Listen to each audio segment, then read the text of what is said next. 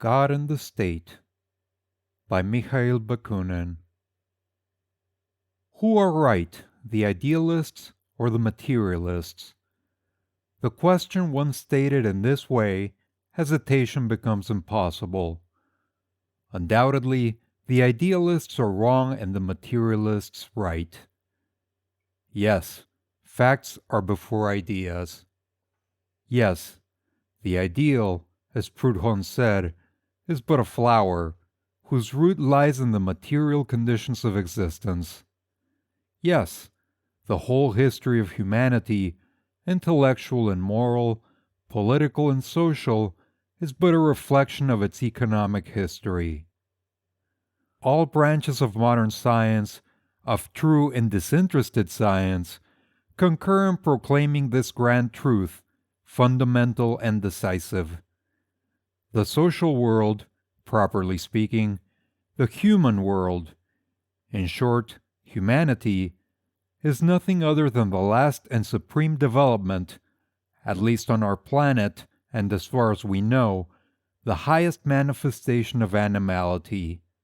But as every development necessarily implies a negation, that of its base or point of departure, humanity is at the same time and essentially the deliberate and gradual negation of the animal element in man. And it is precisely this negation, as rational as it is natural, and rational only because natural, at once historical and logical, as inevitable as the development and realization of all the natural laws in the world, that constitutes and creates the ideal, the world of intellectual and moral convictions, ideas. Yes, our first ancestors, our Adams and our Eves, were, if not gorillas, very near relatives of gorillas, omnivorous, intelligent, and ferocious beasts, endowed in a higher degree than the animals of any other species with two precious faculties, the power to think and the desire to rebel. These faculties, combining their progressive action in history, represent the essential factor, the negative development and the positive development of human animality, and create consequently all that constitutes humanity in man. The Bible, which is a very interesting and here and there very profound book, when considered as one of the oldest surviving manifestations of human wisdom and fancy, expresses this truth very naively in its myth of original sin.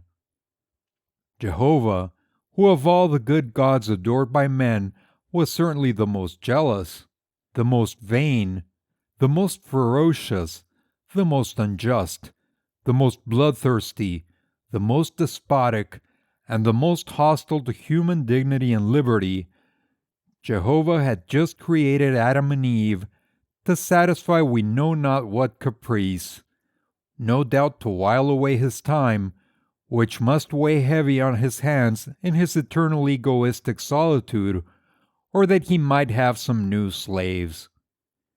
He generously placed at their disposal the whole earth, with all its fruits and animals, and set but a single limit to this complete enjoyment.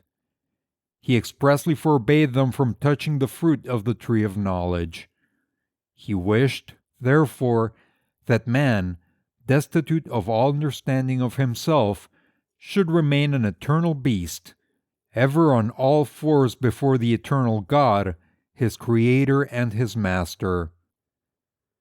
But here steps in Satan, the eternal rebel, the first free thinker and the emancipator of worlds.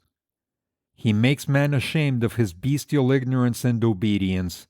He emancipates him, stamps upon his brow the seal of liberty and humanity, in urging him to disobey and eat the fruit of knowledge.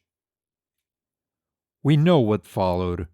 The good God, whose foresight, which is one of the divine faculties, should have warned him of what would happen, flew into a terrible and ridiculous rage. He cursed Satan, man, and the world created by himself, striking himself, so to speak, in his own creation, as children do when they get angry. And, not content with smiting our ancestors themselves, he cursed them in all generations to come, innocent of the crime committed by their forefathers. Our Catholic and Protestant theologians look upon that as very profound and very just, precisely because it is monstrously iniquitous and absurd. Then, remembering that he was not only a God of vengeance and wrath, but also a God of love, after having tormented the existence of a few milliards of poor human beings and condemned them to an eternal hell, he took pity on the rest, and, to save them and reconcile his eternal and divine love with his eternal and divine anger, always greedy for victims and blood, he sent into the world, as an expiatory victim, his only Son, that he might be killed by men. That is called the mystery of the redemption, the basis of all the Christian religions. Still, if the divine Savior had saved the human world. But no, in the paradise promised by Christ, as we know, such being the formal announcement, the elect will number very few. The rest, the immense majority of the generations present and to come, will burn eternally in hell. In the meantime, to console us, God, ever just, ever good, hands over the earth to the government of the Napoleon IIIs, of the William Is, of the Ferdinands of Austria, and of the Alexanders of all the Russias. Such are the absurd tales that are told, and the monstrous doctrines that are taught, in the full light of the 19th century, in all the public schools of Europe, at the express command of the government. They call this civilizing the people. Is it not plain that all these governments are systematic poisoners, interested stupefiers of the masses?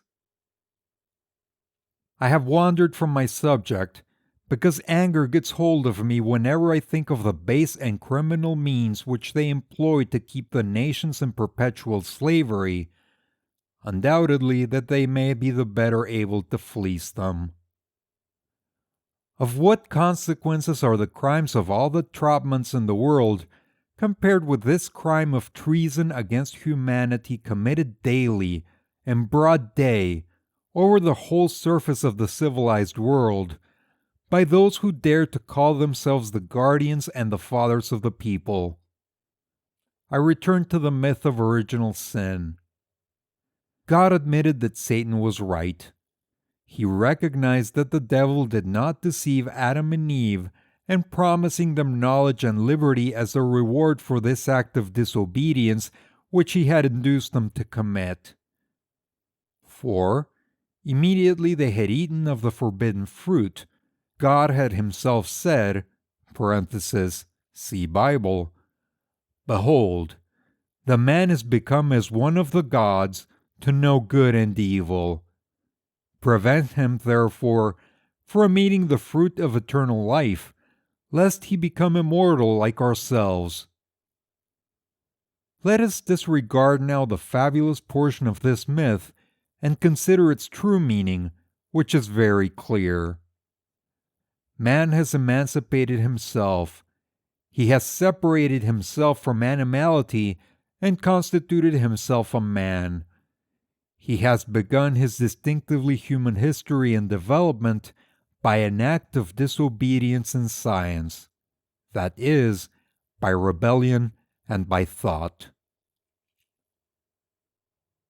3 elements, or, if you like, 3 fundamental principles constitute the essential conditions of all human development, collective or individual, in history. 1. Human animality. 2. Thought. And 3. Rebellion. To the first properly corresponds social and private economy. To the second, science. To the third, liberty. Idealists of all schools, aristocrats and bourgeois, theologians and metaphysicians, politicians and moralists, religionists, philosophers or poets, not forgetting the liberal economists, unbounded worshippers of the ideal, as we know, are much offended when told that man, with his magnificent intelligence, his sublime ideas, and his boundless aspirations, is, like all else existing in this world, nothing but matter, only a product of vile matter. We may answer that the matter of which materialists speak, matter spontaneously and eternally mobile, active, productive, matter chemically or organically determined and manifested by the properties or forces, mechanical, physical, animal, and intelligent, which necessarily belong to it, that this matter has nothing in common with the vile matter of the idealists. The latter, a product of their false abstraction, is indeed a stupid, inanimate, immobile thing, incapable of giving birth to the smallest product, a caput mortuum, an ugly fancy in contrast to the beautiful fancy which they call God. As the opposite of this supreme being, matter, their matter, stripped by them of all that constitutes its real nature, necessarily represents supreme nothingness. They have taken away from matter intelligence, life, all its determining qualities, active relations or forces, motion itself, without which matter would not even have weight, leaving it nothing but impenetrability and absolute immobility in space. They have attributed all these natural forces, properties, and manifestations to their imaginary being created by their abstract fancy. Then, interchanging roles, they have called this product of their imagination, this phantom, this God who is nothing, quote, supreme being, and as a necessary consequence, have declared that the real being, matter, the world, is nothing. After which they gravely tell us that this matter is incapable of producing anything, not even of setting itself in motion, and consequently must have been created by their God.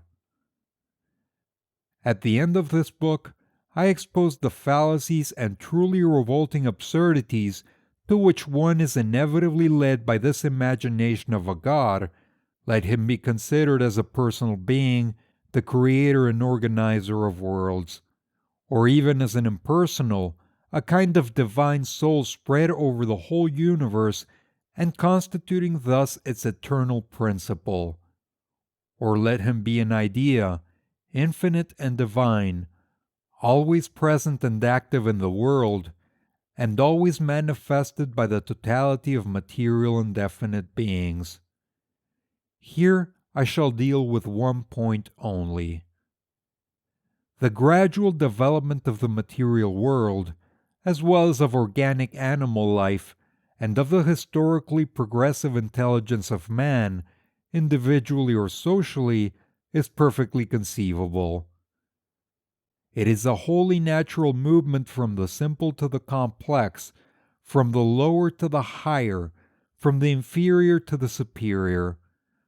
A movement in conformity with all our daily experiences, and consequently in conformity also with our natural logic, with the distinctive laws of our mind, which being formed and developed only by the aid of these same experiences, is, so to speak, but the mental, cerebral reproduction or reflected summary thereof. The system of the idealists is quite the contrary of this. It is the reversal of all human experiences and that of universal and common good sense which is the essential condition of all human understanding, and which, in rising from the simple and unanimously recognized truth that twice two are four to the sublimest and most complex scientific considerations, admitting, moreover, Nothing that has not stood the severest tests of experience or observation of things and facts becomes the only serious basis of human knowledge. Very far from pursuing the natural order from the lower to the higher, from the inferior to the superior, and from the relatively simple to the more complex, instead of wisely and rationally accompanying the progressive and real movement from the world called inorganic to the world organic, vegetables, animal, and then distinctively human, from chemical matter or chemical being to living matter or living being, and from living being to thinking being, the idealists, obsessed, blinded, and pushed on by the divine phantom which they have inherited from theology, take precisely the opposite course. They go from the higher to the lower, from the superior to the inferior, and from the complex to the simple. They begin with God, either as a person or as a divine substance or idea, and the first step that they take is a terrible fall from the sublime heights of the eternal ideal into the mire of the material world. From absolute perfection into absolute imperfection. From thought to being, or rather, from supreme being to nothing. When, how, and why the divine being, eternal, infinite, absolutely perfect, probably weary of himself, decided upon this desperate salto mortal is something which no idealist, no theologician, no metaphysician, no poet has ever been able to understand himself or explain to the profane. All religions, past and present, and all the systems of transcendental philosophy hinge on this unique and iniquitous mystery. Holy men, inspired lawgivers, prophets, messiahs have searched it for life and found only torment and death. Like the ancient Sphinx, it has devoured them because they could not explain it. Great philosophers, from Heraclitus and Plato down to Descartes, Spinoza, Leibniz, Kant, Fichte, Schelling, and Hegel, not to mention the Indian philosophers, have written heaps of volumes and built systems as ingenious as sublime, in which they have said by the way many beautiful and grand things and discovered immortal truths, but they have left this mystery, the principal object of their transcendental investigations, as unfathomable as before. The gigantic efforts of the most wonderful geniuses that the world has known, and who, one after another, for at least 30 centuries, have undertaken anew this labor of Sisyphus, have resulted only in rendering this mystery still more incomprehensible. It is to be hoped that it will be unveiled to us by the routine speculations of some pedantic disciple of an artificially warmed-over metaphysics at a time when all living and serious spirits have abandoned that ambiguous science born of a compromise, historically explicable, no doubt, between the unreason of faith and sound scientific reason? Is it to be hoped that it will be unveiled to us by the routine speculations of some pedantic disciple of an artificially warmed-over metaphysics at a time when all living and serious spirits have abandoned that ambiguous science born of a compromise, historically explicable, no doubt, between the unreason of faith and sound scientific reason? It is evident that this terrible mystery is inexplicable, that is, absurd, because only the absurd admits of no explanation. It is evident that whoever finds it essential to his happiness in life must renounce his reason and return, if he can, to naive, blind, stupid faith, to repeat with Tertullianus and all sincere believers these words, which sum up the very quintessence of theology: Credo quia absurdum. Then all discussion ceases, and nothing remains but the triumphant stupidity of faith. But immediately there arises another question. How comes an intelligent and well-informed man to ever feel the need of believing in this mystery?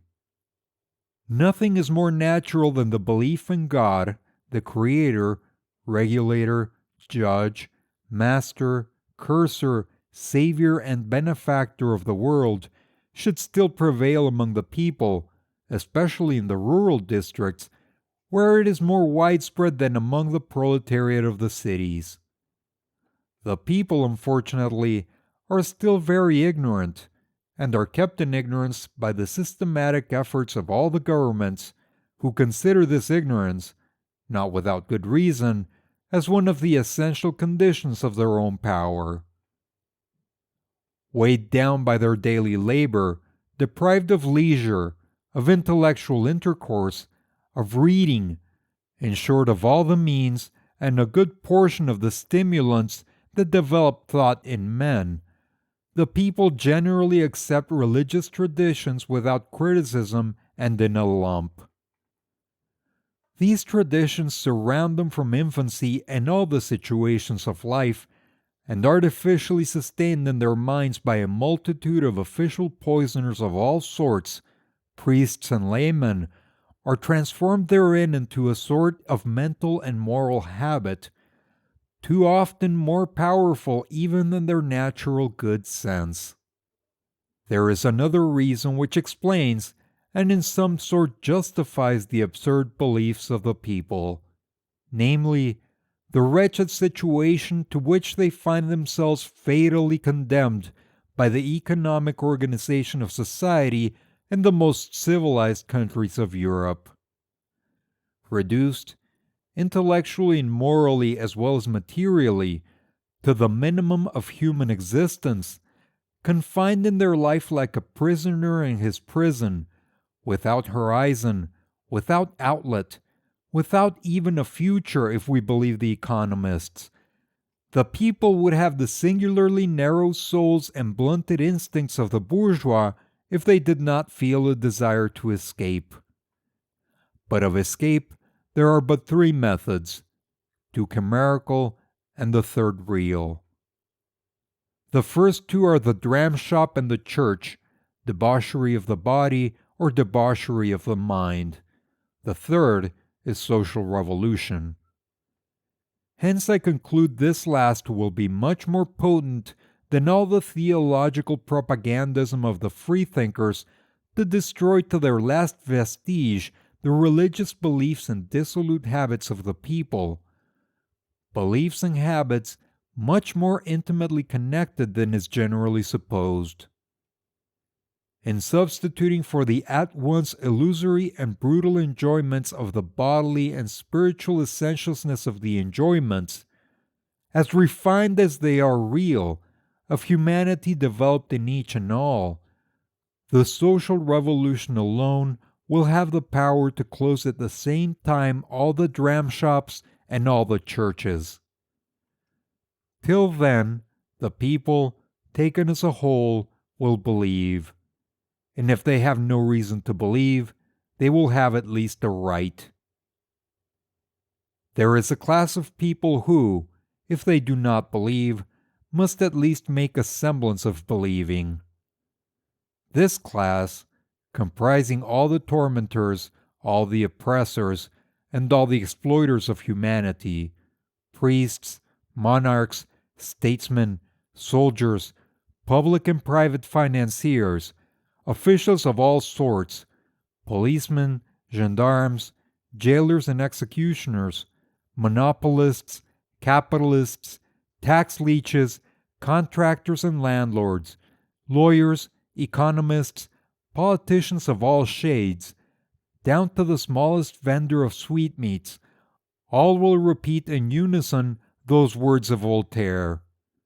Quote, "If God did not exist, it would be necessary to invent him. For, you understand, quote, the people must have a religion. That is the safety of all.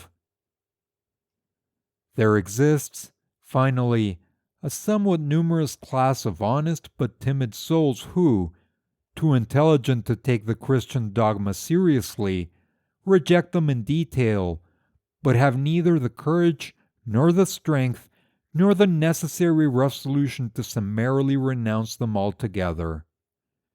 They abandon to your criticism all special absurdities of religion.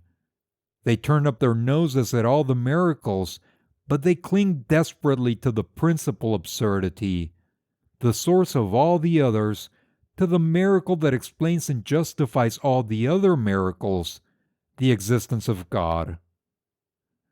Their God is not the vigorous and powerful being, the brutally positive God of theology. It is a nebulous, diaphanous, illusory being that vanishes into nothing at the first attempt to grasp it. It is a mirage, an ignis fatuus that neither warms nor illuminates. And yet they hold fast to it, and believe that, were it to disappear, all would disappear with it. They are uncertain, sickly souls, who have lost their reckoning in the present civilization, belonging to neither the past nor the future, pale phantoms eternally suspended between heaven and earth, and occupying exactly the same position between the politics of the bourgeois and the socialism of the proletariat. They have neither the power, nor the wish, nor the determination to follow out their thought, and they waste their time and pains in constantly endeavoring to reconcile the irreconcilable. In public life, these are known as bourgeois socialists. With them, or against them, discussion is out of the question. They are too puny. But there are a few illustrious men of whom no one will dare to speak without respect, and whose vigorous health, strength of mind, and good intention no one will dream of calling into question. I need only cite the names of Mazzini, Michelet, Kennett, John Stuart Mill.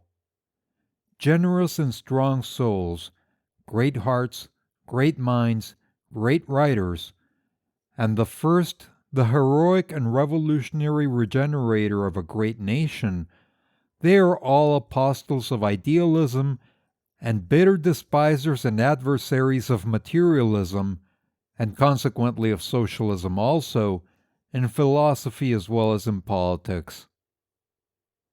Against them, then, we must discuss this question. First, let it be remarked that not one of the illustrious men I have just named, nor any other idealistic thinker of any consequence in our day, has given any attention to the logical side of this question, properly speaking. Not one has tried to settle philosophically the possibility of the divine salto mortal from the pure and eternal regions of the spirit into the mire of the material world. Have they feared to approach this irreconcilable contradiction and despaired of solving it after the failures of the greatest geniuses of history, or have they looked upon it as already sufficiently well settled? That is their secret. The fact is that they have neglected the theoretical demonstration of the existence of a God and have developed only its practical motives and consequences.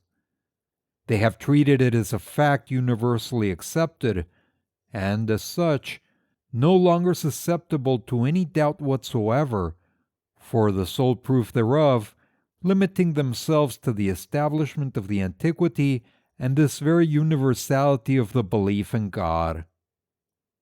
This imposing unanimity, in the eyes of many illustrious men and writers, to quote only the most famous of them who eloquently expressed it, Joseph de Maistre and the great Italian patriot Giuseppe Mazzini, is of more value than all the demonstrations of science. And if the reasoning of a small number of logical and even very powerful but isolated thinkers is against it, so much the worse, they say, for these thinkers and their logic, for universal consent, the general and primitive adoption of an idea has always been considered the most triumphant testimony to its truth. The sentiment of the whole world, a conviction that is found and maintained always and everywhere, cannot be mistaken. It must have its root in a necessity absolutely inherent in the very nature of man.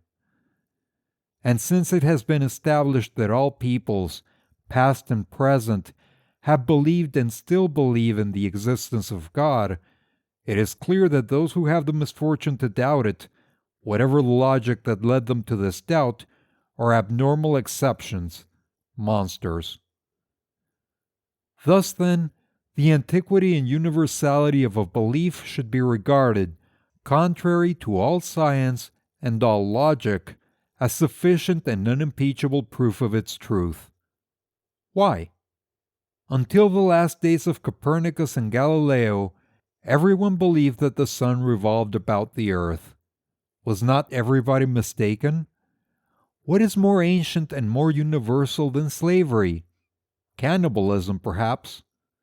From the origin of historic society down to the present day, there has been always and everywhere exploitation of the compulsory labor of the masses, slaves, serfs, or wage workers by some dominant minority.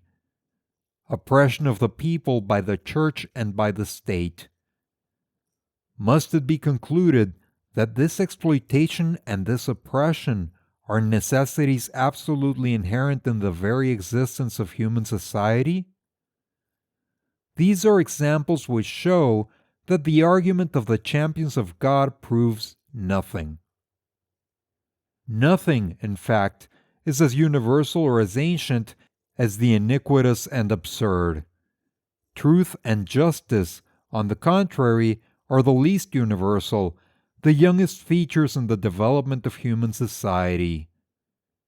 In this fact, too, lies the explanation of a constant historical phenomenon, namely, the persecution of which those who first proclaimed the truth have been and continue to be the objects at the hands of the official, privileged, and interested representatives of, quote, universal and, quote, ancient beliefs, and often also at the hands of the same masses who, after having tortured them, always end by adopting their ideas and rendering them victorious. To us materialists and revolutionary socialists, there is nothing astonishing or terrifying in this historical phenomenon. Strong in our conscience, in our love of truth at all hazards, in that passion for logic which of itself alone constitutes a great power and outside of which there is no thought. Strong in our passion for justice and in our unshakable faith in the triumph of humanity over all theoretical and practical bestialities. Strong, finally, in the mutual confidence and support given each other by the few who share our convictions, we resign ourselves to all the consequences of this historical phenomenon, in which we see the manifestation of a social law as natural, as necessary, and as invariable as all the other laws which govern the world. This law is a logical, inevitable consequence of the animal origin of human society. For in the face of all scientific, physiological, psychological, and historical proofs accumulated at the present day, as well as in the face of the exploits of the Germans conquering France, which now furnish so striking a demonstration thereof, it is no longer possible to really doubt this origin. But from the moment that this animal origin of man is accepted, all is explained. History then appears to us as the revolutionary negation, now slow, apathetic, sluggish, now passionate and powerful, of the past. It consists precisely in the progressive negation of the primitive animality of man by the development of his humanity. Man, a wild beast, cousin of the gorilla, has emerged from the profound darkness of animal instinct into the light of the mind, which explains in a wholly natural way all his past mistakes and partially consoles us for his present errors. He has gone out from animal slavery and passing through divine slavery, a temporary condition between his animality and his humanity. He is now marching on to the conquest and realization of human liberty. Whence it results that the antiquity of a belief, of an idea, far from proving anything in its favor, ought, on the contrary, to lead us to suspect it. For behind us is our animality, and before us our humanity. Human light, the only thing that can warm and enlighten us, the only thing that can emancipate us, give us dignity, freedom, and happiness, and realize fraternity among us, is never at the beginning, but, relative to the epoch in which we live, always at the end of history. Let us, then, never look back, let us ever look forward, for forward is our sunlight, forward our salvation. If it is justifiable, and even useful and necessary, to turn back to study our past, it is only in order to establish what we have been and what we must no longer be, what we have believed and thought, and what we must no longer believe or think, what we have done, and what we must do nevermore. So much for antiquity. As for the universality of an error, it proves but one thing: the similarity, if not the perfect identity, of human nature in all ages and under all skies. And, since it is established that all peoples, in all periods of their life, have believed and still believe in God, we must simply conclude that the divine idea, an outcome of ourselves, is an error historically necessary in the development of humanity, and ask why and how it was produced in history, and why an immense majority of the human race still accept it as a truth. Until we shall account to ourselves for the manner in which the idea of a supernatural or divine world was developed, and had to be developed in the historical evolution of the human conscience, all our scientific conviction of its absurdity will be in vain. Until then, we shall never succeed in destroying it in the opinion of the majority, because we shall never be able to attack it, in the very depths of the human being where it had birth. Condemned to a fruitless struggle, without issue and without end, we should forever have to content ourselves with fighting it solely on the surface, in its innumerable manifestations, whose absurdity will be scarcely beaten down by the blows of common sense, before it reappear in a new form no less nonsensical.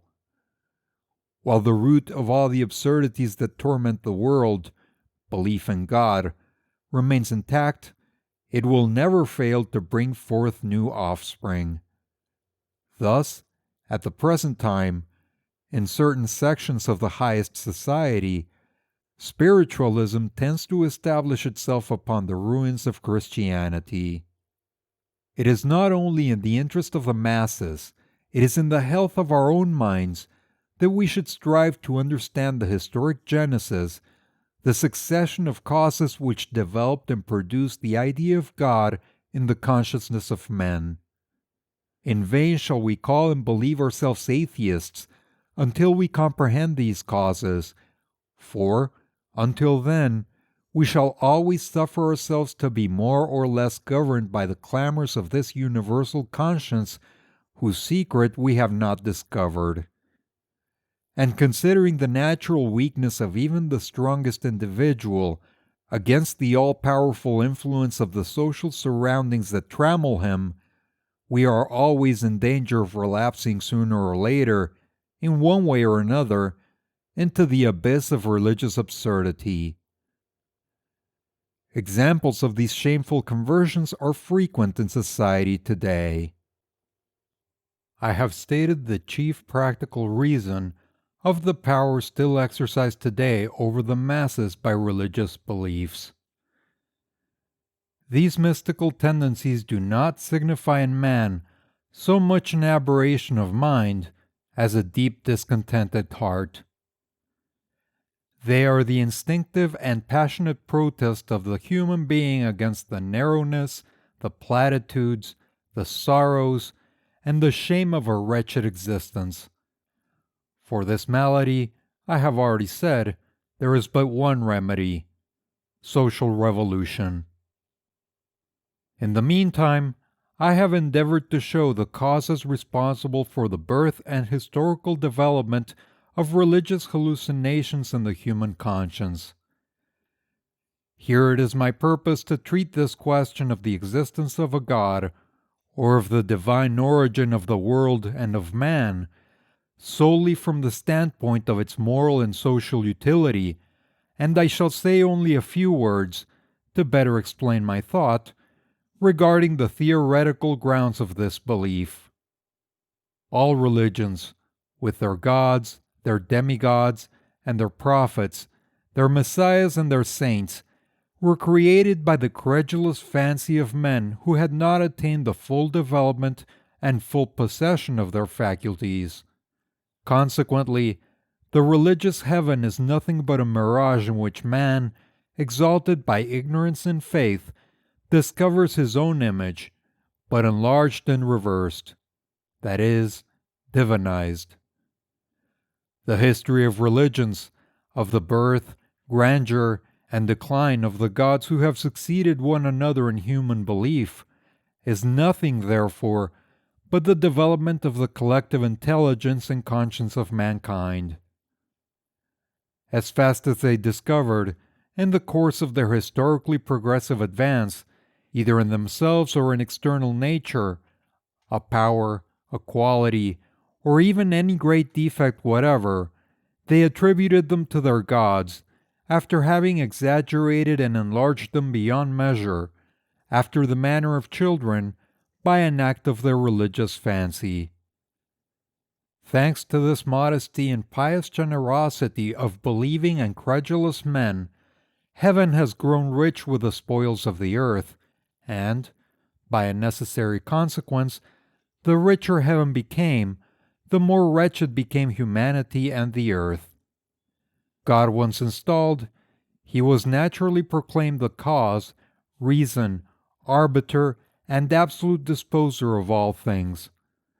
The world thenceforth was nothing, God was all, and man, his real creator, after having unknowingly extracted him from the void, bowed down before him, worshipped him, and avowed himself his creature and his slave. Christianity is precisely the religion par excellence, because it exhibits and manifests, to the fullest extent, the very nature and essence of every religious system, which is the impoverishment, enslavement, and annihilation of humanity for the benefit of divinity. God being everything, the real world and man are nothing. God being truth, justice, goodness, beauty, power, and life, man is falsehood, iniquity, evil, ugliness, impotence, and death.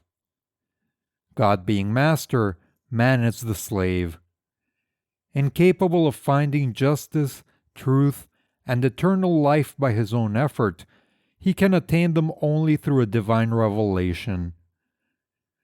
But whoever says revelation says revealers, messiahs, prophets, priests, and legislators inspired by God himself, and these, once recognized as the representatives of divinity on earth, as the holy instructors of humanity, chosen by God himself to direct it in the path of salvation, necessarily exercise absolute power.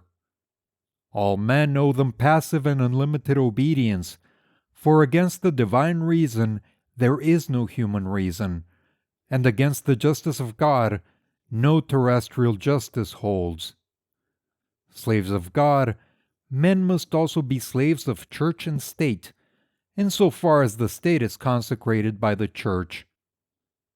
This truth Christianity, better than all religions that exist or have existed, understood, not excepting even the old Oriental religions, which included only distinct and privileged nations, while Christianity aspires to embrace entire humanity. And this truth Roman Catholicism, alone among all the Christian sects, has proclaimed and realized with rigorous logic. That is why Christianity is the absolute religion, the final religion.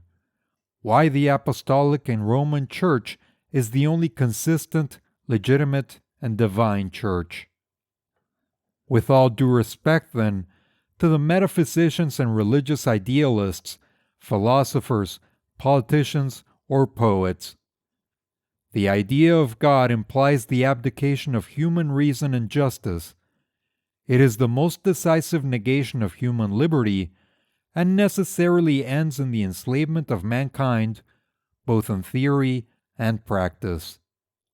Unless, then, we desire the enslavement and degradation of mankind, as the Jesuits desire it, as the Momies, Pietists, or Protestant Methodists desire it, we may not, must not make the slightest concession either to the God of theology or to the God of metaphysics.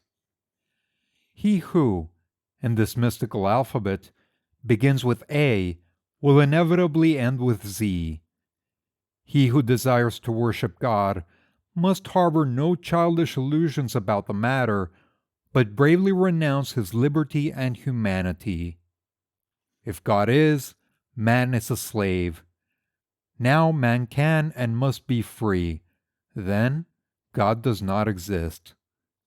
I defy anyone whomsoever to avoid this circle. Now, therefore, let all choose. Is it necessary to point out to what extent and in what manner religions debase and corrupt the people? They destroy the reason, the principal instrument of human emancipation, and reduce them to imbecility, the essential condition of their slavery. They dishonor human labor and make it a sign and source of servitude.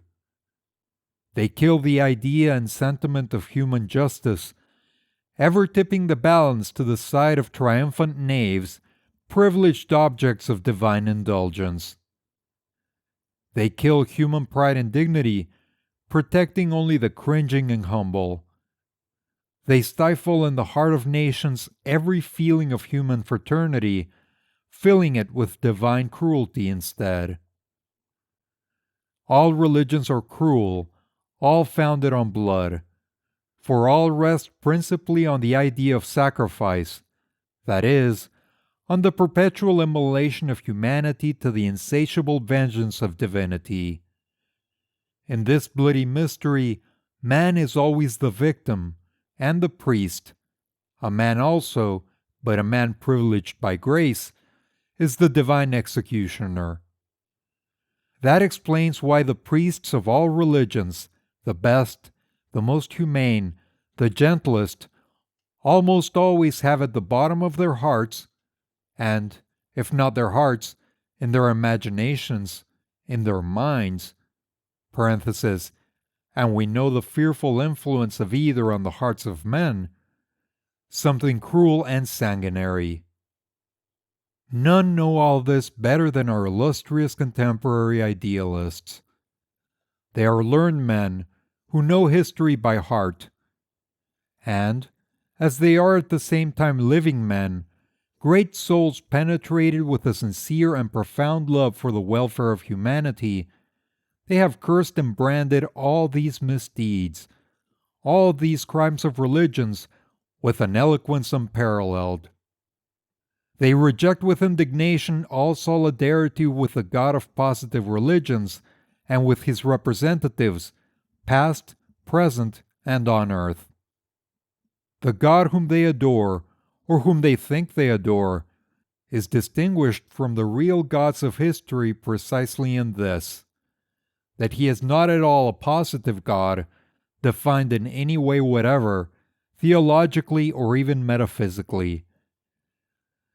He is neither the supreme being of Robespierre and J.J. Rousseau, nor the pantheistic God of Spinoza, nor even the at once immanent, transcendental, and very equivocal God of Hegel. They take good care not to give him any positive definition whatever, feeling very strongly that any definition would subject him to the dissolving power of criticism.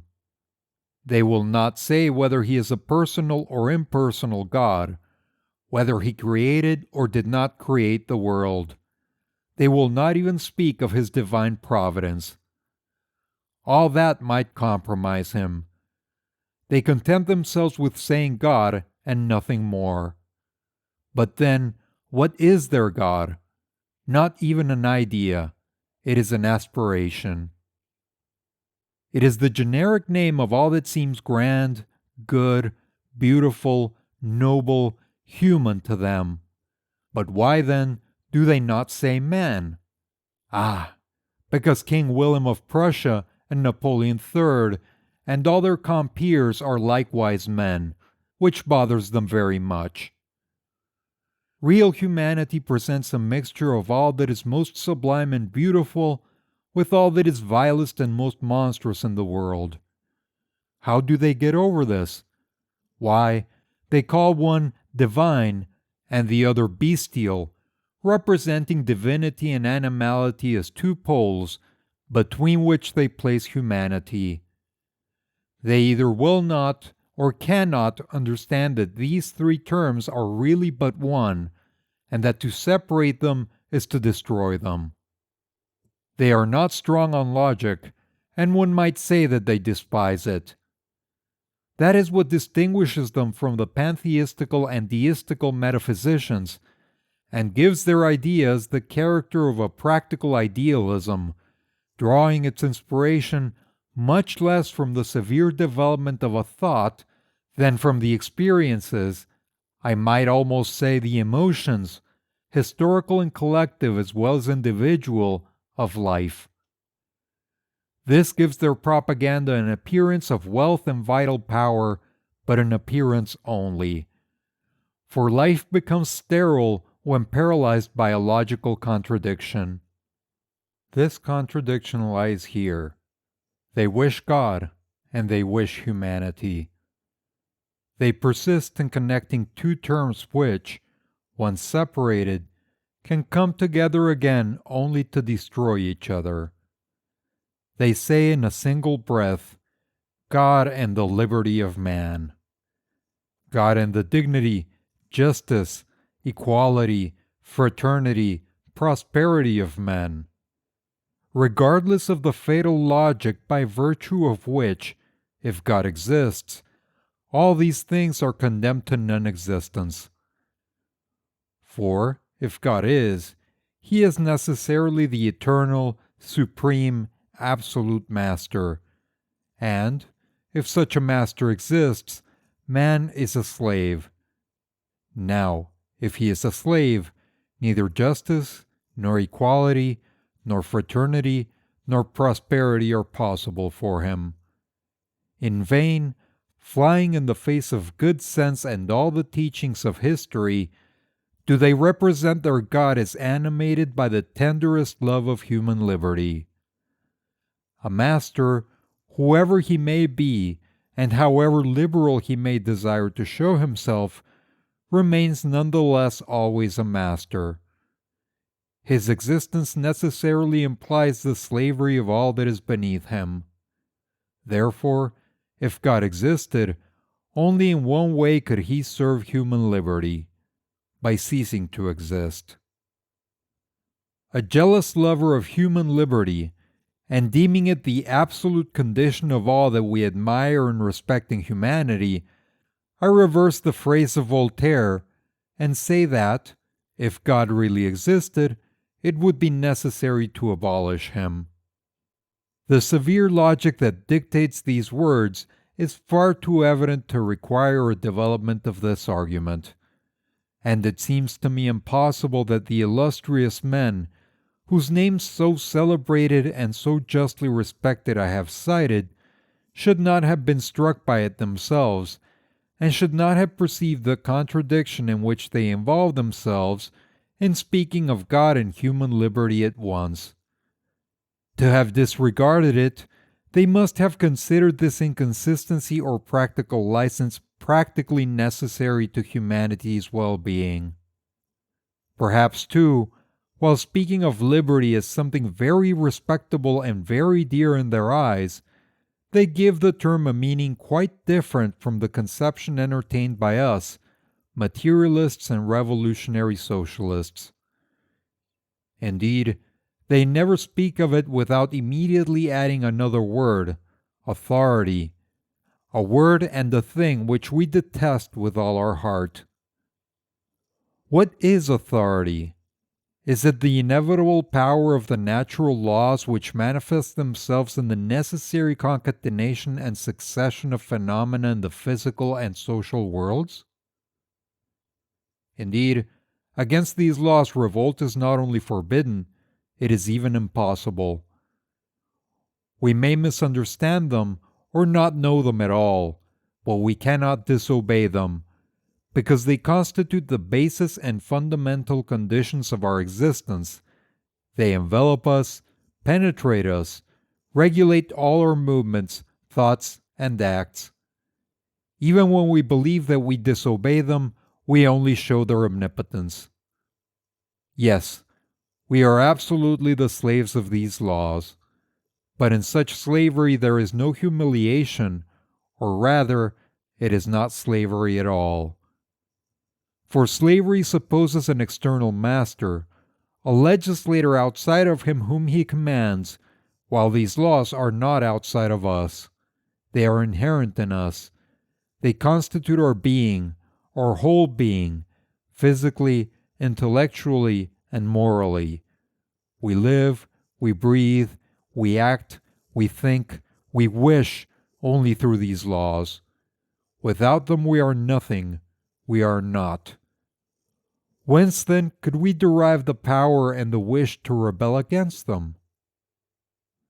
In his relation to natural laws, but one liberty is possible to man, that of recognizing and applying them on a never-extending scale in conformity with the object of collective and individual emancipation or humanization which he pursues.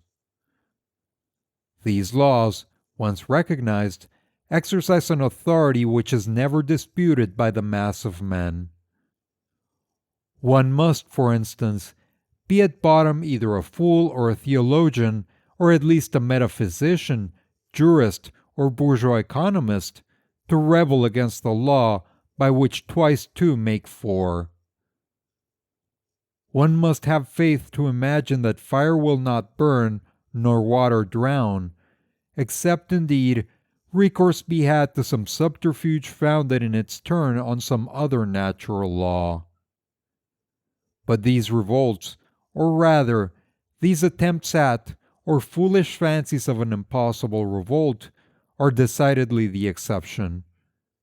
For, in general, it may be said that the mass of men, in their daily lives, acknowledge the government of common sense, that is, of the sum of the natural laws generally recognized, in an almost absolute fashion. The great misfortune is that a large number of natural laws, already established as such by science, remain unknown to the masses, thanks to the watchfulness of these tutelary governments that exist, as we know, only for the good of the people.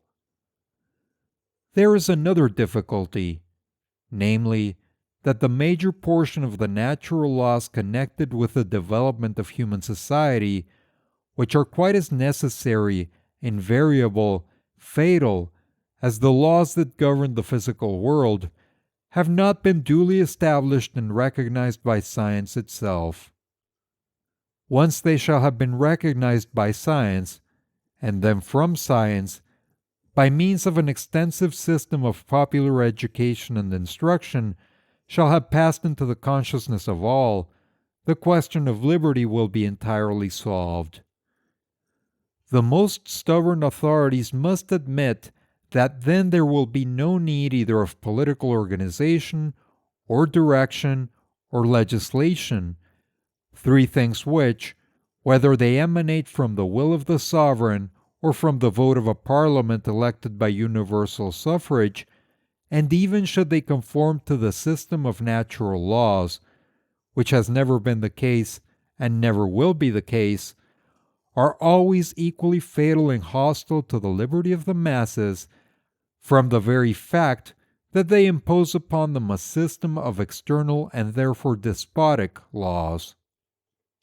The liberty of man consists solely in this, that he obeys natural laws because he has himself recognized them as such, and not because they have been externally imposed upon him by any extrinsic will whatever, divine or human, collective or individual. Suppose a learned academy, comprised of the most illustrious representatives of science. Suppose this academy charged with legislation for and the organization of society, and that, inspired only by the purest love of truth, it frames none but laws in absolute harmony with the latest discoveries of science. Well, I maintain, for my part, that such legislation and such organization would be a monstrosity, and that for two reasons.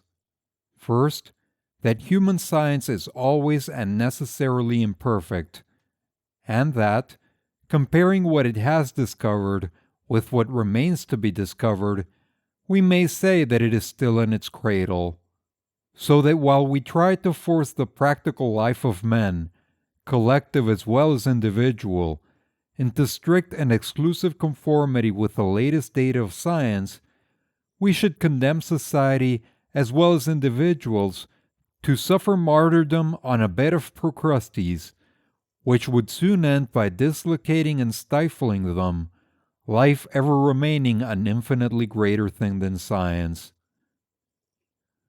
The second reason is this: a society which should obey legislation emanating from a scientific academy, not because it understood itself the rational character of this legislation, parenthesis, in which case the existence of the academy would become useless, but because this legislation, emanating from the academy, was imposed in the name of a science which it venerating without comprehending, such a society would be a society not of men, but of brutes. It would be a second addition to those missions in Paraguay which submitted so long to the government of the Jesuits. It would surely and rapidly descend to the lowest stage of idiocy. But there is still a third reason which would render such government impossible, namely, that a scientific academy invested with a sovereignty, so to speak, absolute, even if it were composed of the most illustrious men, would infallibly and soon end in its own moral and intellectual corruption. Even today, with the few privileges allowed them, such is the history of all academies.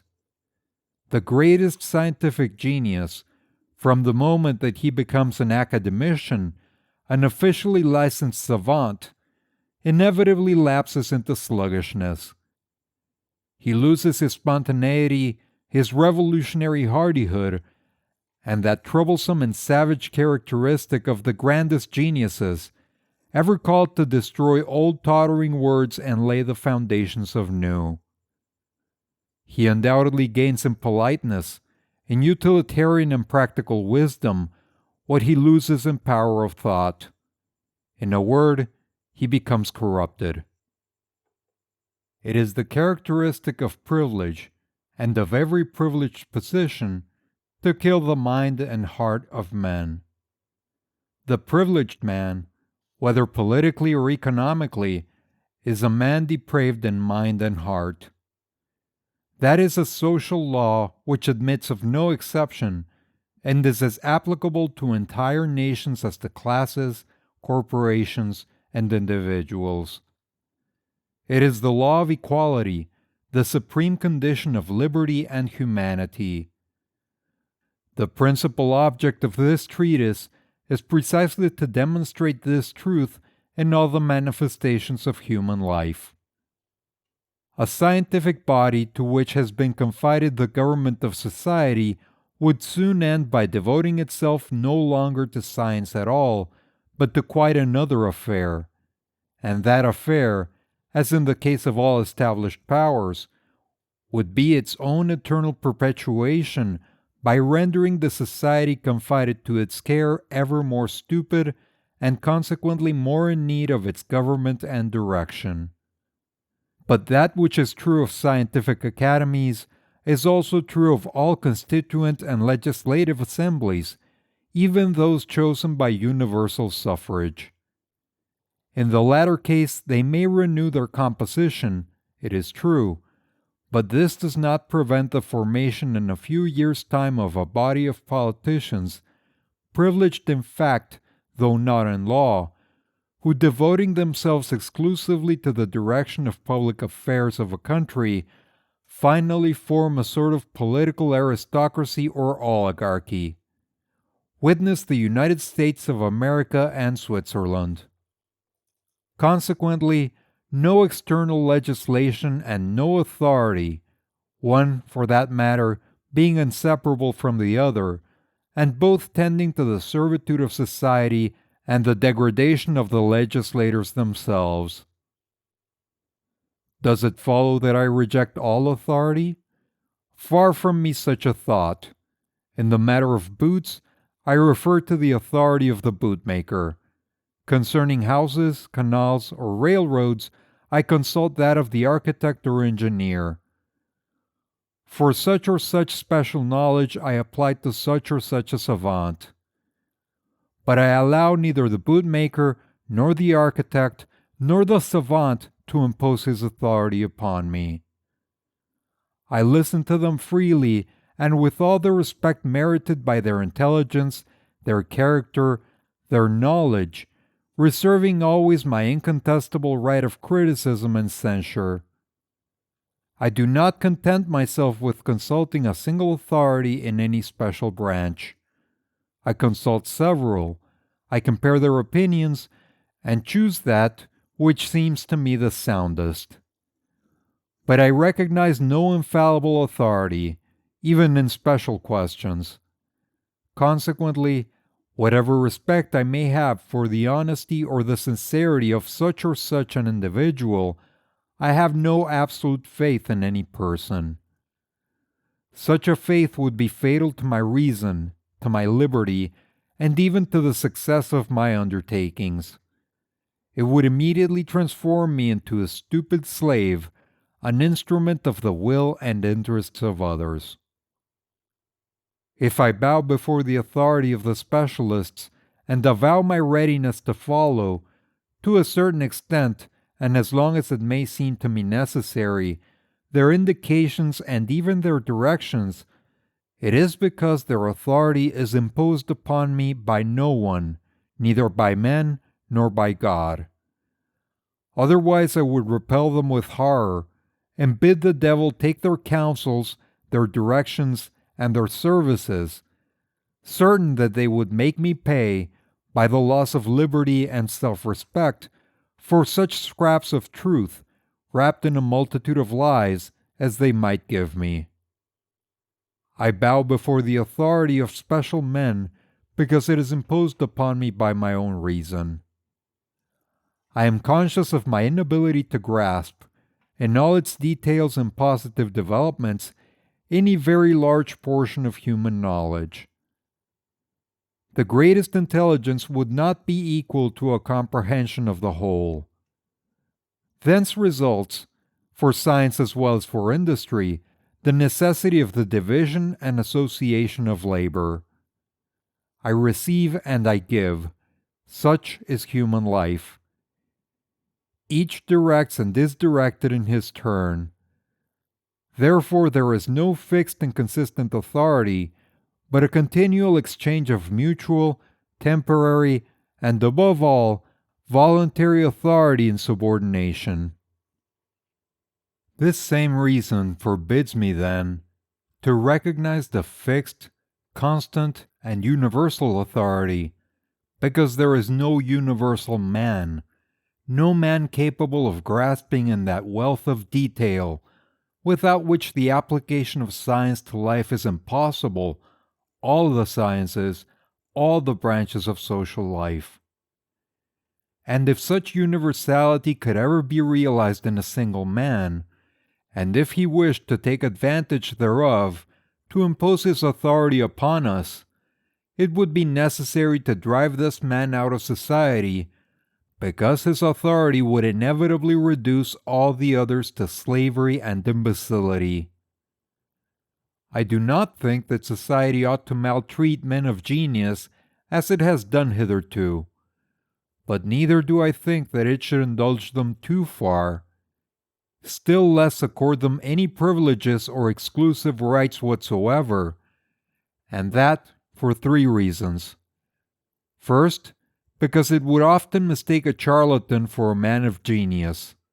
Second, because, through such a system of privileges, it might transform into a charlatan even a real man of genius, demoralize him, and degrade him. And, finally, because it would establish a master over itself. To sum up, we recognize then the absolute authority of science because the sole object of science is the mental reproduction, as well considered and systematic as possible, of the natural laws inherent in the material, intellectual, and moral life of both the physical and the social worlds, these 2 worlds constituting, in fact, but one and the same natural world. Outside of this only legitimate authority, legitimate because rational and in harmony with human liberty, we declare all other authorities false, arbitrary, and fatal. We recognize the absolute authority of science, but we reject the infallibility and universality of the savant. In our church, if I may be permitted to use for a moment an expression which I so detest, church and state are my 2 bêtes noires. In our church, as in the Protestant church, we have a chief, an invisible Christ, science, and, like the Protestants, more logical even than the Protestants, we will suffer neither pope, nor council, nor conclaves of infallible cardinals, nor bishops, nor even priests. Our Christ differs from the Protestant and Christian Christ in this, that the latter is a personal being, ours impersonal. The Christian Christ, already completed in an eternal past, presents himself as a perfect being, while the completion and perfection of our Christ, science, are ever in the future, which is equivalent to saying that they will never be realized. Therefore, in recognizing absolute science as the only absolute authority, we in no way compromise our liberty. I mean by the words absolute science, the truly universal science which would reproduce ideally, to its fullest extent and in all its infinite detail, the universe, the system or coordination of all the natural laws manifested by the incessant development of the world. It is evident that such a science, the sublime object of all the efforts of the human mind, will never be fully and absolutely realized. Our Christ, then, will remain eternally unfinished, which must considerably take down the pride of his licensed representatives among us. Against that God the Son, in whose name they assume to impose upon us their insolent and pedantic authority, we appeal to God the Father, who is the real world, real life, of which he, the Son, is only a too imperfect expression, while we real beings, living, working, struggling, loving, aspiring, enjoying, and suffering, are its immediate representatives. But while rejecting the absolute, universal, and infallible authority of men of science, we willingly bow before the respectable, although relative, quite temporary, and very restricted authority of the representatives of special sciences, asking nothing better than to consult them by turns, and very grateful for such precious information as they may extend to us, on condition of their willingness to receive from us on occasions when, and concerning matters about which, we are more learned than they. In general, we ask nothing better than to see men endowed with great knowledge, great experience, great minds, and, above all, great hearts, exercise over us a natural and legitimate influence, freely accepted, and never imposed in the name of any official authority whatsoever, celestial or terrestrial. We accept all natural authorities and all influences of fact, but none of right. For every authority or every influence of right, officially imposed as such, becoming directly an oppression and a falsehood, would inevitably impose upon us, as I believe I have sufficiently shown, slavery and absurdity. In a word, we reject all legislation, all authority, and all privileged, licensed, official, and legal influence, even though arising from universal suffrage, convinced that it can turn only to the advantage of a dominant minority of exploiters against the interests of the immense majority in subjection to them. This is the sense in which we are really anarchists. The modern idealists understand authority in quite a different way. Although free from the traditional superstitions of all the existing positive religions, they nevertheless attach to this idea of authority a divine, an absolute meaning. This authority is not that of a truth miraculously revealed, nor that of a truth rigorously and scientifically demonstrated. They base it to a slight extent upon quasi-philosophical reasoning, and to a large extent on vaguely religious faith, to a large extent also on sentiment, ideally, abstractly poetical. Their religion is, as it were, a last attempt to divinize all that constitutes humanity and men. This is just the opposite of the work that we are doing. In behalf of human liberty, dignity, and prosperity, we believe it our duty to recover from heaven the goods which it has stolen and return them to earth. They, on the contrary, endeavoring to commit a final religiously heroic larceny, would restore to heaven, that divine robber, finally unmasked, the grandest, finest, and noblest of humanity's possessions. By their audacious impiety and scientific analysis. The idealists undoubtedly believe that human ideas and deeds, in order to exercise greater authority among men, must be invested with a divine sanction. How is this sanction manifested? Not by a miracle, as in the positive religions, but by the very grandeur or sanctity of the ideas and deeds. Whatever is grand, whatever is beautiful, whatever is noble, whatever is just, is considered divine. In this new religious cult, every man inspired by these ideas, by these deeds, becomes a priest, directly consecrated by God Himself. And the proof? He needs none, beyond the very grandeur of the ideas which he expresses and the deeds which he performs. These are so holy that they can have been inspired only by God.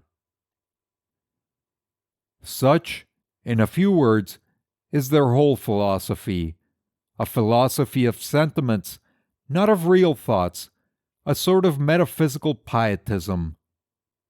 This seems harmless, but it is not so at all, and the very precise, very narrow, and very barren doctrine hidden under the intangible vagueness of these poetic forms leads to the same disastrous results that all the positive religions lead to, namely, the most complete negation of human liberty and dignity.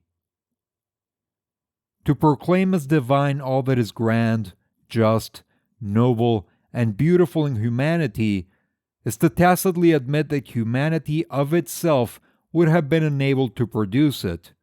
That is, that, abandoned to itself, its own nature is miserable, iniquitous, base, and ugly.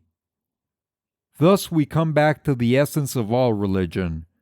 In other words, to the disparagement of humanity for the greater glory of divinity. And from that moment that the natural inferiority of man and his fundamental incapacity to rise by his own effort, unaided by any divine inspiration, to the comprehension of just and true ideas are admitted, it becomes necessary to admit also all the theological, political, and social consequences of the positive religions. From the moment that God, the perfect and supreme being, is posited face to face with humanity, divine mediators, the elect, the inspired of God, spring from the earth to enlighten, direct, and govern in His name the human race. May we not suppose that all men are equally inspired by God? Then surely there is no further use for mediators. But this supposition is impossible, because it is too clearly contradicted by the facts. It would compel us to attribute to divine inspiration all the absurdities and errors which appear, and all the horrors, follies, base deeds, and cowardly actions which are committed in the world. But perhaps then, only a few men are divinely inspired, the great men of history, the virtuous geniuses, as the illustrious Italian citizen and prophet Giuseppe Mazzini called them, immediately inspired by God Himself and supported upon universal consent expressed by popular suffrage, Dio e Popolo. Such as these should be called to the government of human societies. But here we are again fallen back under the yoke of church and state. It is true that in this new organization, indebted for its existence, like all the old political organizations, to the grace of God, but supported this time, at least so far as form is concerned, as a necessary concession to the spirit of modern times, and just as in the preambles of the imperial decrees of Napoleon III, on the pretended will of the people, the church will no longer call itself church, it will call itself school. What matters it? On the benches of this school will be seated not children only, there will be found the eternal minor, the pupil confessedly forever incompetent to pass his examinations, rise to the knowledge of his teachers, and dispense with their discipline, the people. The state will no longer call itself monarchy, it will call itself republic, but it will be nonetheless the state, that is, a tutelage officially and regularly established by a minority of competent men, men of virtuous genius or talent, who will watch and guide the conduct of this great, incorrigible, and terrible child, the people. The professors of the school and the functionaries of the state will call themselves republicans, but they will be nonetheless tutors, shepherds, and the people will remain what they have been hitherto from all eternity, a flock. Beware of shearers, for where there is a flock, there necessarily must be shepherds also to shear and devour it. The people, in this system will be the perpetual scholar and pupil. In spite of its sovereignty, wholly fictitious, it will continue to serve as the instrument of thoughts, wills, and consequently interests not its own. Between this situation and what we call liberty, the only real liberty, there is an abyss. It will be an old oppression and old slavery under new forms. And where there is slavery, there is misery, brutishness, real social materialism among the privileged classes as well as among the masses. In defying human things, the idealists always end in the triumph of a brutal materialism. And this for a very simple reason. The divine evaporates and rises to its own country, heaven, while the brutal alone remains actually on earth. Yes, the necessary consequence of theoretical idealism is practically the most brutal materialism. Not, undoubtedly, among those who sincerely preach it. The usual result, as far as they are concerned, being that they are constrained to see all their efforts struck with sterility.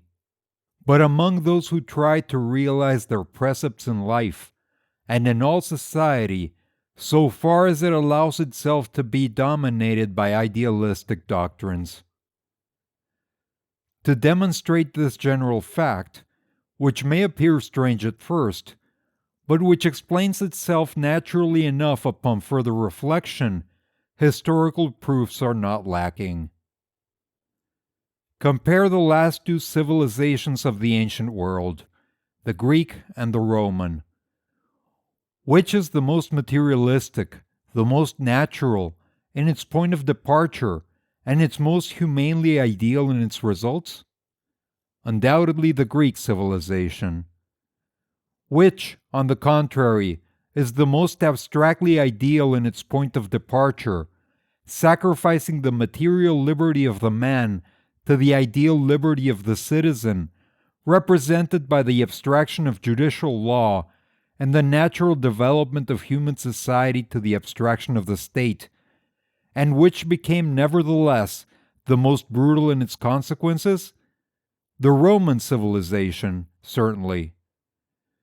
It is true that the Greek civilization, like all the ancient civilizations, including that of Rome, was exclusively national and based on slavery. But, in spite of these two immense defects, the former nonetheless conceived and realized the idea of humanity. It ennobled and really idealized the life of men. It transformed human herds into free associations of free men. It created through liberty the sciences, the arts, a poetry, an immortal philosophy, and the primary concepts of human respect. With political and social liberty, it created free thought. At the close of the Middle Ages, during the period of the Renaissance, the fact that some Greek emigrants brought a few of those immortal books into Italy sufficed to resuscitate life, liberty, thought, humanity, buried in the dark dungeon of Catholicism.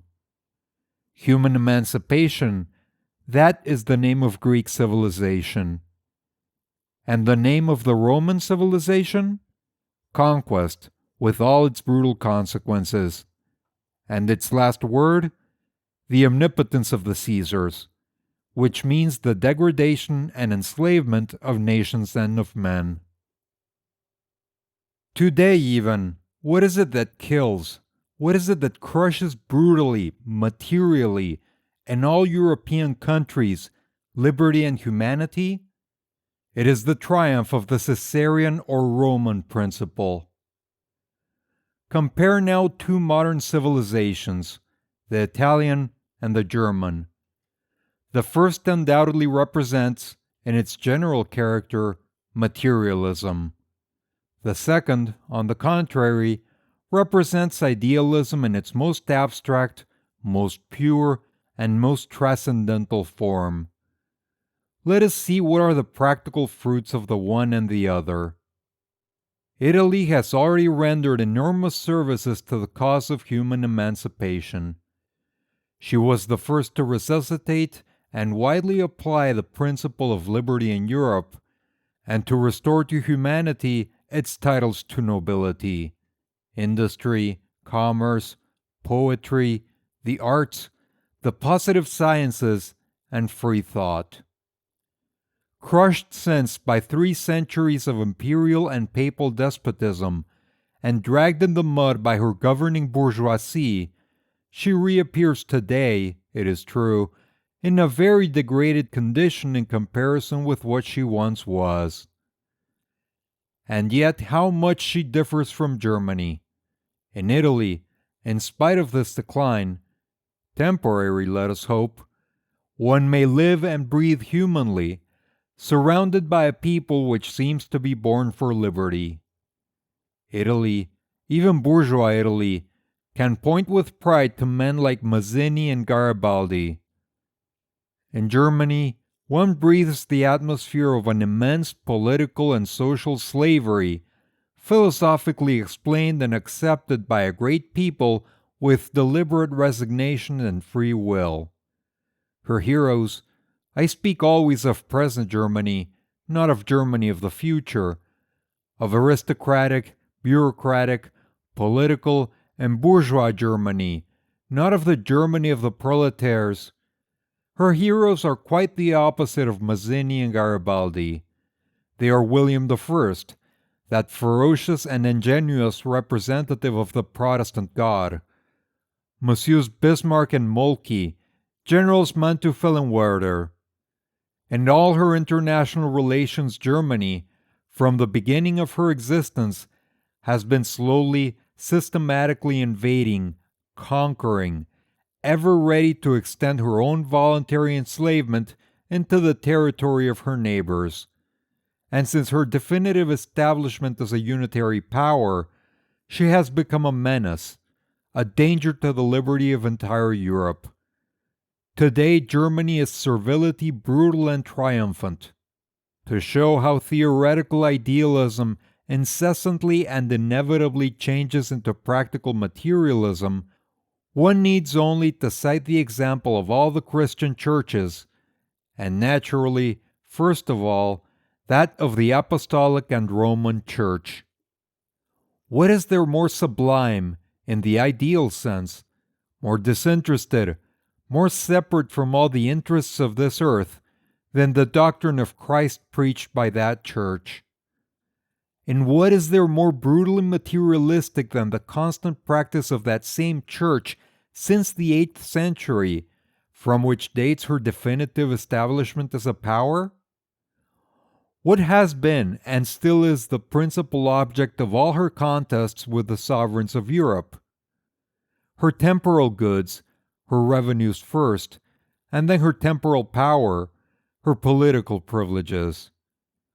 We must do her the justice to acknowledge that she was the first to discover, in modern history, this incontestable but scarcely Christian truth that wealth and power, the economic exploitation and the political oppression of the masses, are the 2 inseparable terms of the reign of divine ideality on earth. Wealth consolidating and augmenting power, power ever discovering and creating new sources of wealth, and both assuring, better than the martyrdom and faith of the apostles, better than divine grace, the success of the Christian propagandism. This is a historical truth, and the Protestant churches do not fail to recognize it either. I speak, of course, of the independent churches of England, America, and Switzerland, not of the subjected churches of Germany. The latter have no initiative of their own. They do what their masters, their temporal sovereigns, who are at the same time their spiritual chieftains, order them to do. It is well known that the Protestant propagandism, especially in England and America, is very intimately connected with the propagandism of the material, commercial interests of those 2 great nations. It is known also that the objects of the latter propagandism is not at all the enrichment and material prosperity of the countries into which it penetrates in company with the Word of God, but rather the exploitation of those countries with a view to the enrichment and material prosperity of certain classes, which in their own country are very covetous and very pious at the same time.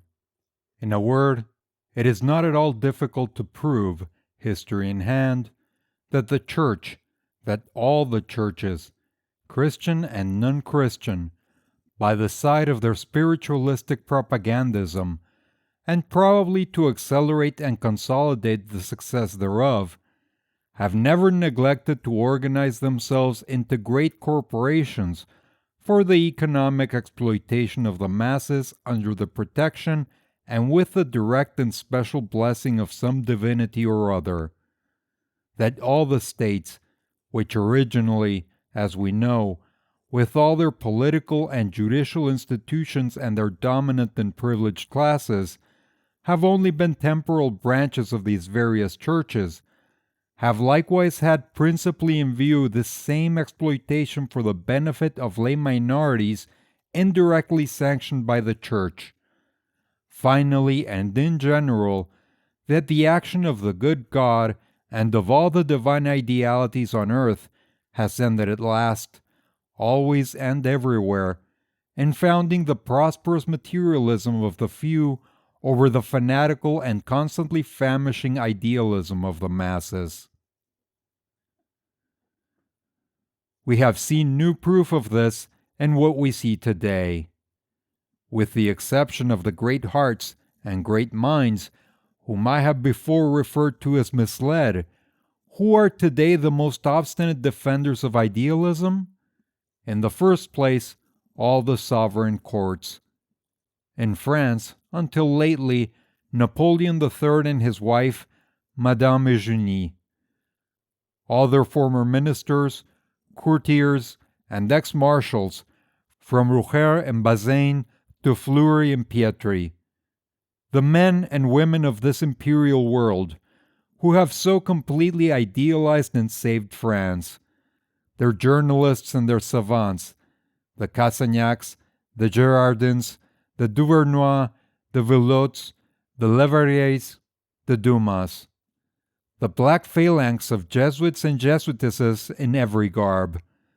The whole upper and middle bourgeoisie of France, the doctrinaire liberals, and the liberals without doctrine, the Guizots, the Thiers, the Jules Favres, the Pelotons, and the Jules Simons, all obstinate defenders of the bourgeois exploitation. In Prussia, in Germany, William I, the present royal demonstrator of the good God on earth, all his generals, all his officers, Pomeranian and other, all his army, which, strong in its religious faith, has just conquered France in that ideal way we know so well. In Russia, the Tsar and his court, the Muravievs and the Bergs, all the butchers and pious proselytizers of Poland. Everywhere, in short, religious or philosophical idealism, the one being but the more or less free translation of the other, serves today as the flag of material, bloody, and brutal force, of shameless material exploitation, while on the contrary, the flag of theoretical materialism, the red flag of economic equality and social justice, is raised by the practical idealism of the oppressed and famishing masses, tending to realize the greatest liberty and the human right of each in the fraternity of all men on the earth. Who are the real idealists? The idealists not of abstraction, but of life, not of heaven, but of earth. And who are the materialists? It is evident that the essential condition of theoretical or divine idealism is the sacrifice of logic, of human reason, the renunciation of science. We see further that in defending the doctrines of idealism, one finds himself enlisted perforce in the ranks of the oppressors and exploiters of the masses. These are two great reasons which, it would seem, should be sufficient to drive every great mind, every great heart, from idealism. How does it happen there are illustrious contemporary idealists who certainly lack neither mind, nor heart, nor goodwill, and who have devoted their entire existence to the service of humanity? How does it happen that they persist in remaining among the representatives of a doctrine henceforth condemned and dishonored? They must be influenced by a very powerful motive. It cannot be logic or science, since logic and science have pronounced their verdict against the idealistic doctrine. No more can it be personal interests, since these men are infinitely above everything of that sort. It must, then, be a powerful moral motive. Which? There can be but one. These illustrious men think, no doubt, that idealistic theories or beliefs are essentially necessary to the moral dignity and grandeur of man, and that materialistic theories, on the contrary, reduce him to the level of the beasts. And if the truth were just the opposite? Every development, I have said, implies the negation of its point of departure. The basis or point of departure, according to the materialistic school, being material, the negation must be necessarily ideal. Starting from the totality of the real world, or from what is abstractly called matter, it logically arrives at the real idealization, that is, at the humanization, at the full and complete emancipation of society. Per contra, and for the same reason, the basis and point of departure of the idealistic school being ideal, it arrives necessarily at the materialization of society, at the organization of a brutal despotism and an iniquitous and ignoble exploitation under the form of church and state. The historical development of man according to the materialistic school is a progressive ascension. In the idealistic system, it can be nothing but a continuous fall. Whatever human question we may desire to consider, we always find the same essential contradiction between the two schools. Thus, as I have already observed, materialism starts from animality to establish humanity. Idealism starts from divinity to establish slavery and condemn the masses to an endless animality. Materialism denies free will and ends in the establishment of liberty. Idealism, in the name of human dignity, proclaims free will, and on the ruins of every liberty founds authority. Materialism rejects the principle of authority because it rightly considers it as the corollary of animality, and because, on the contrary, the triumph of humanity, the object and chief significance of history, can be realized only through liberty. In a word, you will always find the idealists in the very act of practical materialism, while you will see the materialists pursuing and realizing the most grandly ideal aspirations and thoughts. History, in the system of the idealists, as I have said, can be nothing but a continuous fall. They begin by a terrible fall, from which they can never recover. By the salto mortal from the sublime regions of pure and absolute idea into matter. And into what kind of matter? Not into the matter which is eternally active and mobile, full of properties and forces, of life and intelligence, as we see it in the real world, but into abstract matter, impoverished and reduced to absolute misery by the regular looting of these Prussians of thought, the theologians and metaphysicians, who have stripped it of everything to give everything to their emperor, to their God. Into the matter which, deprived of all action and movement of its own, represents, in opposition to the divine idea, nothing but absolute stupidity, impenetrability, inertia, and immobility. The fall is so terrible that divinity, the divine person or idea, is flattened out, loses consciousness of itself, and never more recovers it. And in this desperate situation, it is still forced to work miracles. For from the moment that matter becomes inert, every movement that takes place in the world, even the most material, is a miracle, can result only from a providential intervention, from the action of God upon matter. And there this poor divinity, degraded and half annihilated by its fall, lies some thousands of centuries in this swoon, then awakens slowly, in vain endeavoring to grasp some vague memory of itself, and every move that it makes in this direction upon matter becomes a creation, a new formation, a new miracle. In this way, it passes through all degrees of materiality and bestiality. First, gas, simple or compound chemical substance, mineral. It then spreads over the earth as vegetable and animal organization till it concentrates itself in man. Here it would seem as if it must become itself again, for it lights in every human being an angelic spark, a particle of its own divine being, the immortal soul. How did it manage to lodge a thing absolutely immaterial in a thing absolutely material? How can the body contain, enclose, limit, paralyze pure spirit? This, again, is one of those questions which faith alone, that passionate and stupid affirmation of the absurd, can solve. It is the greatest of miracles. Here, however, we have only to establish the effects, the practical consequences of this miracle. After thousands of centuries of vain efforts to come back to itself, divinity, lost and scattered in the matter which it animates and sets in motion, finds a point of support, a sort of focus for self-concentration.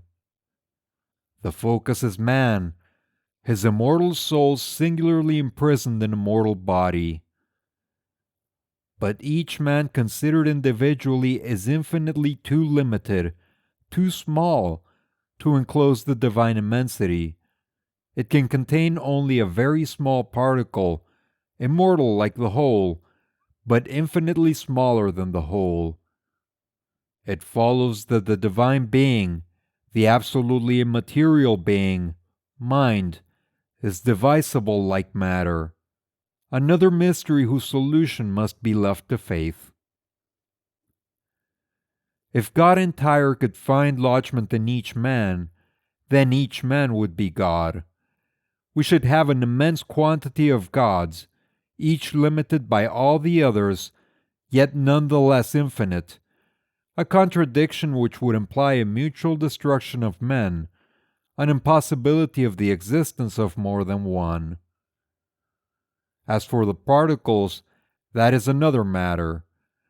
Nothing more rational, indeed, than that one particle should be limited by another and be smaller than the whole. Only, here another contradiction confronts us. To be limited, to be greater and smaller are attributes of matter, not of mind. According to the materialists, it is true, mind is only the working of the wholly material organism of man, and the greatest or smallness of mind depends absolutely on the greater or less material perfection of the human organism. But these same attributes of relative limitation and grandeur cannot be attributed to mind as the idealists conceive it, absolutely immaterial mind, mind existing independent of matter. There can be neither greater nor smaller, nor any limit among minds, for there is only one mind, God. To add that the infinitely small and limited particles which constitute human souls are at the same time immortal is to carry the contradiction to a climax. But this is a question of faith. Let us pass on. Here we have divinity torn up and lodged in infinitely small particles in an immense number of beings of all sexes, ages, races, and colors. This is an excessively inconvenient and unhappy situation, for the divine particles are so little acquainted with each other at the outset of their human existence that they begin by devouring each other.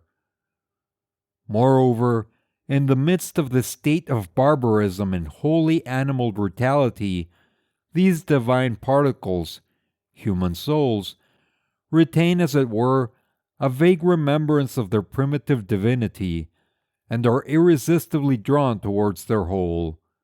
They seek each other, they seek their whole. It is divinity itself, scattered and lost in the natural world, which looks for itself in men, and it is so demolished by this multitude of human prisons in which it finds itself strewn, that in looking for itself, it commits folly after folly. Beginning with fetishism, it searches for and adores itself, now in a stone, now in a piece of wood, now in a rag.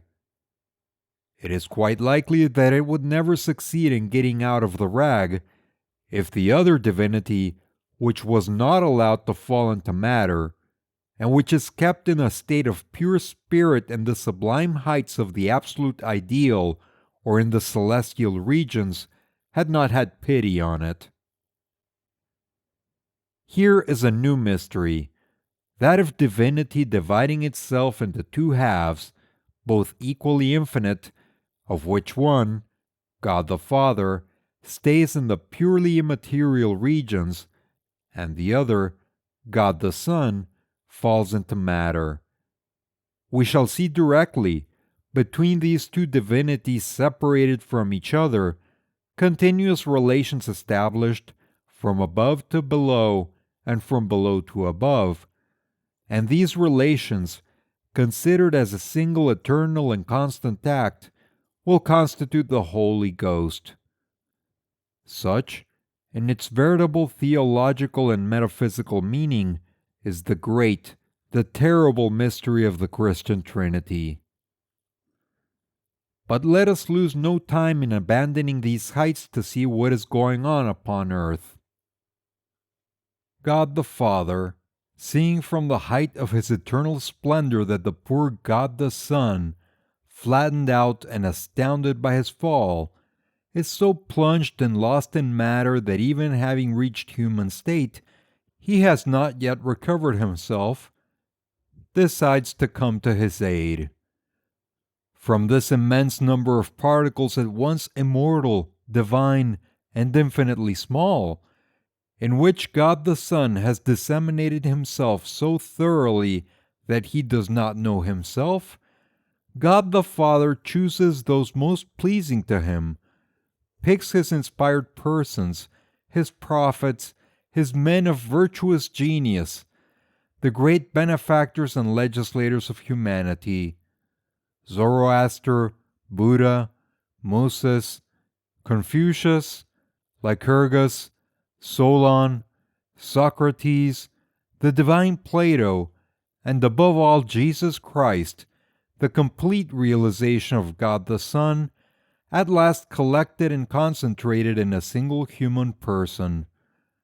All the apostles, St. Peter, St. Paul, and St. John before all, Constantine the Great, Mohammed, then Charlemagne, Gregory VII, Dante, and according to some, Luther also, Voltaire and Rousseau, Robespierre and Danton, and many other and holy historical personages, all whose names it is impossible to recapitulate, but among whom I, as a Russian, beg that St. Nicholas may not be forgotten. Then we have reached at last the manifestation of God upon earth. But immediately God appears, man is reduced to nothing. It will be said that he is not reduced to nothing, since he is himself a particle of God. Pardon me, I admit that a particle of a definite, limited whole, however small it be, is a quantity, a positive greatness. But a particle of the infinitely great compared with it is necessarily infinitely small. Multiply milliards of milliards by milliards of milliards. Their product compared to the infinitely great will be infinitely small, and the infinitely small is equal to zero. God is everything. Therefore man, and all the real world with him, the universe, are nothing. You will not escape this conclusion. God appears, man is reduced to nothing. And the greater divinity becomes, the more miserable becomes humanity. That is the history of all religions. That is the effect of all the divine inspirations and legislations. In history, the name of God is the terrible club with which all divinely inspired men, the great virtuous geniuses, have beaten down the liberty, dignity, reason, and prosperity of man. We had first the fall of God. Now we have a fall which interests us more, that of man, caused solely by the apparition of God manifested on earth. See in how profound an error our dear and illustrious idealists find themselves. In talking to us of God, they purpose, they desire, to elevate us, emancipate us, ennoble us, and on the contrary, they crush and degrade us. With the name of God, they imagine that they can establish fraternity among men, and, on the contrary, they create pride, contempt. They sow discord, hatred, war. They establish slavery. For with God came the different degrees of divine inspiration. Humanity is divided into men highly inspired, less inspired, uninspired. All are equally insignificant before God, it is true, but compared with each other, some are greater than others, not only in fact, which would be of no consequence, because inequality in fact is lost in the collectivity when it cannot cling to some legal fiction or institution, but by the divine right of inspiration, which immediately establishes a fixed, constant, petrifying inequality. The highly inspired must be listened to and obeyed by the less inspired, and the less inspired by the uninspired. Thus we have the principle of authority well established, and with it, the two fundamental institutions of slavery, church and state.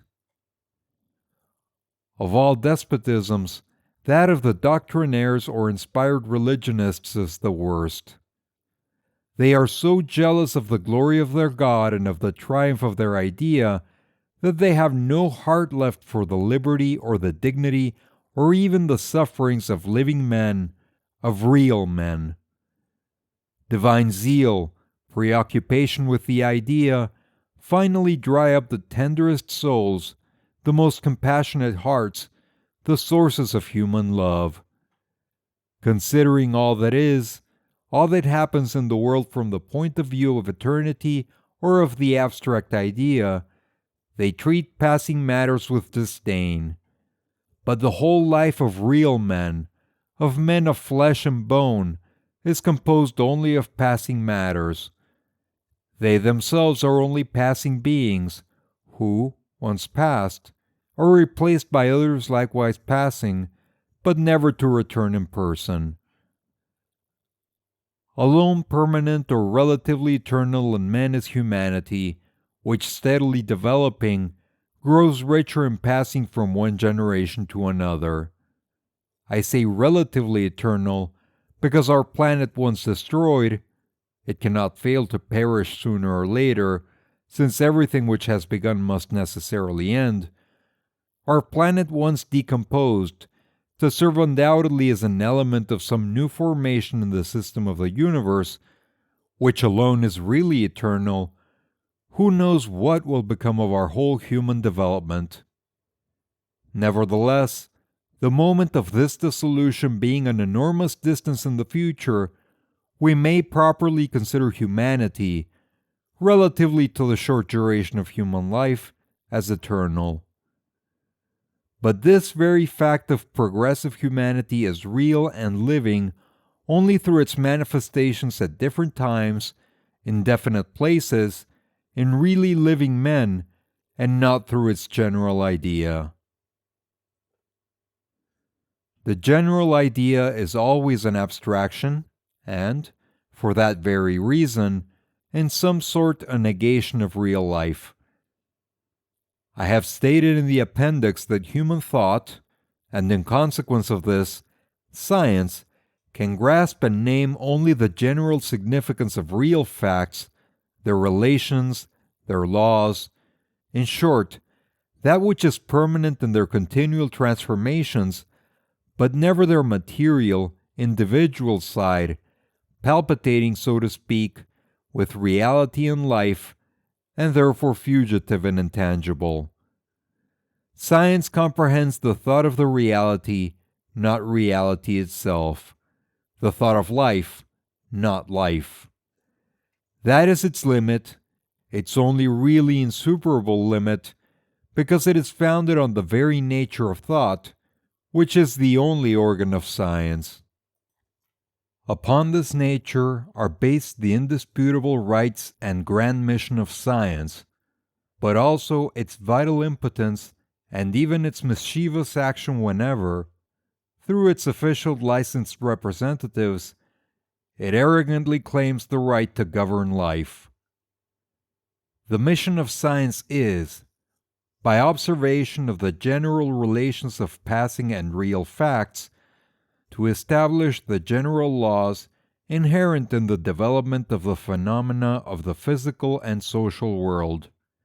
It fixes, so to speak, the unchangeable landmarks of humanity's progressive march by indicating the general conditions which it is necessary to rigorously observe and always fatal to ignore or forget. In a word, science is the compass of life, but it is not life. Science is unchangeable, impersonal, general, abstract, insensible, like the laws of which it is but the ideal reproduction, reflected or mental, that is cerebral, using this word to remind us that science itself is but a material product of a material organ, the brain. Life is wholly fugitive and temporary, but also wholly palpitating with reality and individuality, sensibility, sufferings, joys, aspirations, needs, and passions. It alone spontaneously creates real things and beings. Science creates nothing. It establishes and recognizes only the creations of life. And every time that scientific men, emerging from their abstract world, mingle with living creation in the real world, all that they propose or create is poor, ridiculously abstract, bloodless and lifeless, stillborn, like the homunculus created by Wagner, the pedantic disciple of the immortal Dr. Faust. It follows that the only mission of science is to enlighten life, not to govern it. The government of science and of men of science, even be they positivists, disciples of Auguste Comte, or again, disciples of the Doctrinaire School of German Communism, cannot fail to be impotent, ridiculous, inhuman, cruel, oppressive, exploiting, maleficent. We may say of men of science, as such, what I have said of theologians and metaphysicians. They have neither sense nor heart for individual and living beings. We cannot even blame them for this, for it is the natural consequence of their profession. Insofar as they are men of science, they have to deal with and can take interest in nothing except generalities that do the laws. They are not exclusively men of science, but are also more or less men of life. Nevertheless, we must not rely too much on this. Though we may be well nigh certain that a savant would not dare to treat a man today as he treats a rabbit, it remains always to be feared that the savants as a body, if not interfered with, may submit living men to scientific experiments, undoubtedly less cruel, but none the less disagreeable to their victims. If they cannot perform experiments upon the bodies of individuals, they will ask nothing better than to perform them on the social body, and that is what must be absolutely prevented. In their existing organization, monopolizing science and remaining thus outside of social life, the savants form a separate caste, in many respects analogous to the priesthood. Scientific abstraction is their god, living and real individuals are their victims, and they are the consecrated and licensed sacrificers. Science cannot go outside of the sphere of abstractions. In this respect it is infinitely inferior to art, which, in its turn, is peculiarly concerned also with general types and general situations, but which incarnates them by an artifice of its own, in forms which, if they are not living in the sense of real life, none the less excite in our imagination the memory and sentiment of life. Art, in a certain sense, individualizes the types and situations which it conceives. By means of the individualities without flesh and bone, and consequently permanent and immortal, which it has the power to create, it recalls to our minds the living, real individualities which appear and disappear under our eyes. Art, then, is as it were the return of abstraction to life. Science, on the contrary, is the perpetual immolation of life, fugitive, temporary, but real, on the altar of eternal abstractions. Science is as incapable of grasping the individuality of a man as that of a rabbit, being equally indifferent to both. Not that it is ignorant of the principle of individuality. It conceives it perfectly as a principle, but not as a fact. It is known very well that all the animal species, including the human species, have no real existence outside of an indefinite number of individuals, born and dying to make room for new individuals equally fugitive. It knows that in rising from the animal species to the superior species, the principle of individuality becomes more pronounced. The individuals appear freer and more complete. It knows that man, the last and most perfect animal of earth, presents the most complete and most remarkable individuality because of his power to conceive, concrete, personify, as it were, in his social and private existence, the universal law. It knows, finally, when it is not vitiated by theological or metaphysical, political or judicial doctrinairism, or even by narrow scientific pride, when it is not deaf to the instincts and spontaneous aspirations of life, it knows, and this is its last word, that respect for man is the supreme law of humanity, and that the great, the real object of history, its only legitimate object, is the humanization and emancipation, the real liberty, the prosperity and happiness of each individual living in society. For, if we would not fall back into the liberticidal fiction of the public welfare represented by the state, a fiction always founded on the systematic sacrifice of the people, we must clearly recognize that collective liberty and prosperity exist only so far as they represent the sum of individual liberties and prosperities.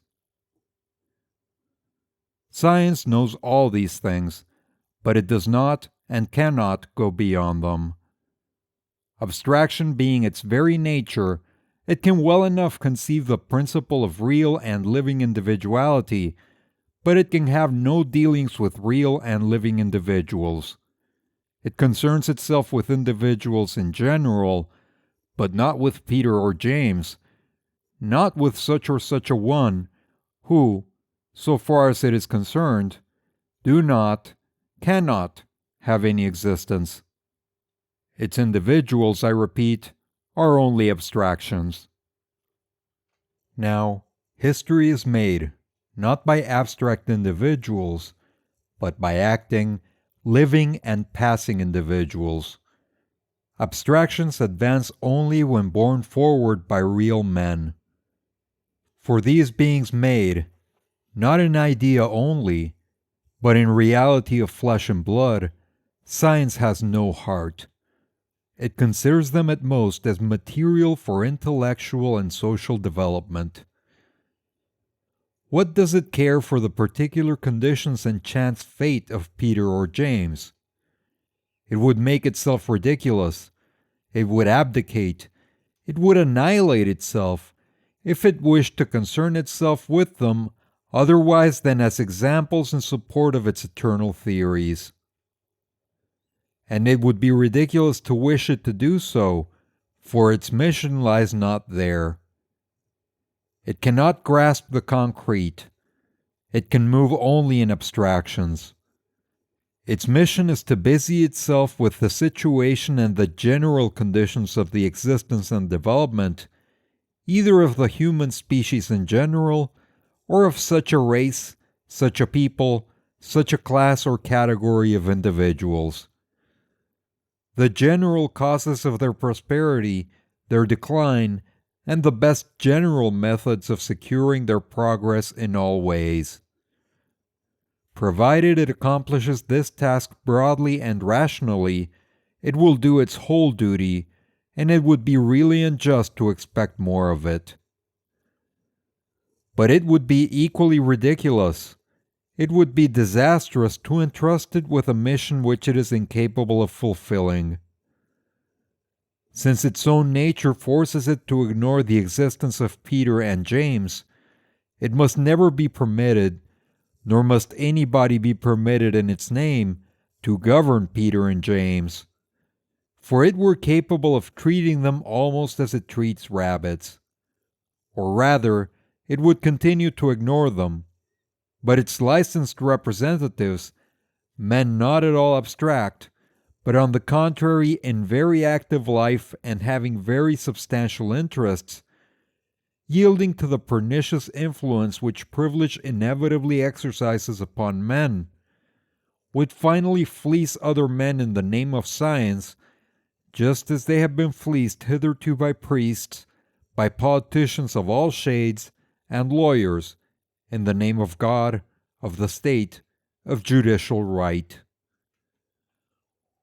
What I preach then is, to a certain extent, the revolt of life against science, or rather against the government of science, not to destroy science, that would be high treason to humanity, but to remand it to its place so that it can never leave it again. Until now, all human history has been only a perpetual and bloody immolation of millions of poor human beings in honor of some pitiless abstraction, God, country, power of state, national honor, historical rights, judicial rights, political liberty, public welfare. Such has been up to today the natural, spontaneous, and inevitable movement of human societies. We cannot undo it. We must submit to it so far as the past is concerned, as we must submit to all natural fatalities. We must believe that that was the only possible way to educate the human race. For we must not deceive ourselves. Even in attributing the larger plot to the Machiavellian wiles of the governing classes, we have to recognize that no minority would have been powerful enough to impose all these horrible sacrifices upon the masses if there had not been in the masses themselves a dizzy, spontaneous movement which pushed them on to continual self-sacrifice, now to one, now to another of these devouring abstractions, the vampires of history, ever nourished upon human blood. We readily understand that this is very gratifying to the theologians, politicians, and jurists. Priests of these abstractions, they live only by the continual immolation of the people. Nor is it more surprising that metaphysics, too, should give its consent. Its only mission is to justify and rationalize as far as possible the iniquitous and absurd. But that positive science itself should have shown the same tendencies is a fact which we must deplore while we establish it. That it has done so is due to two reasons. In the first place, because, constituted outside of life, it is represented by a privileged body, and in the second place, because thus far it has posited itself as an absolute and final object of all human development.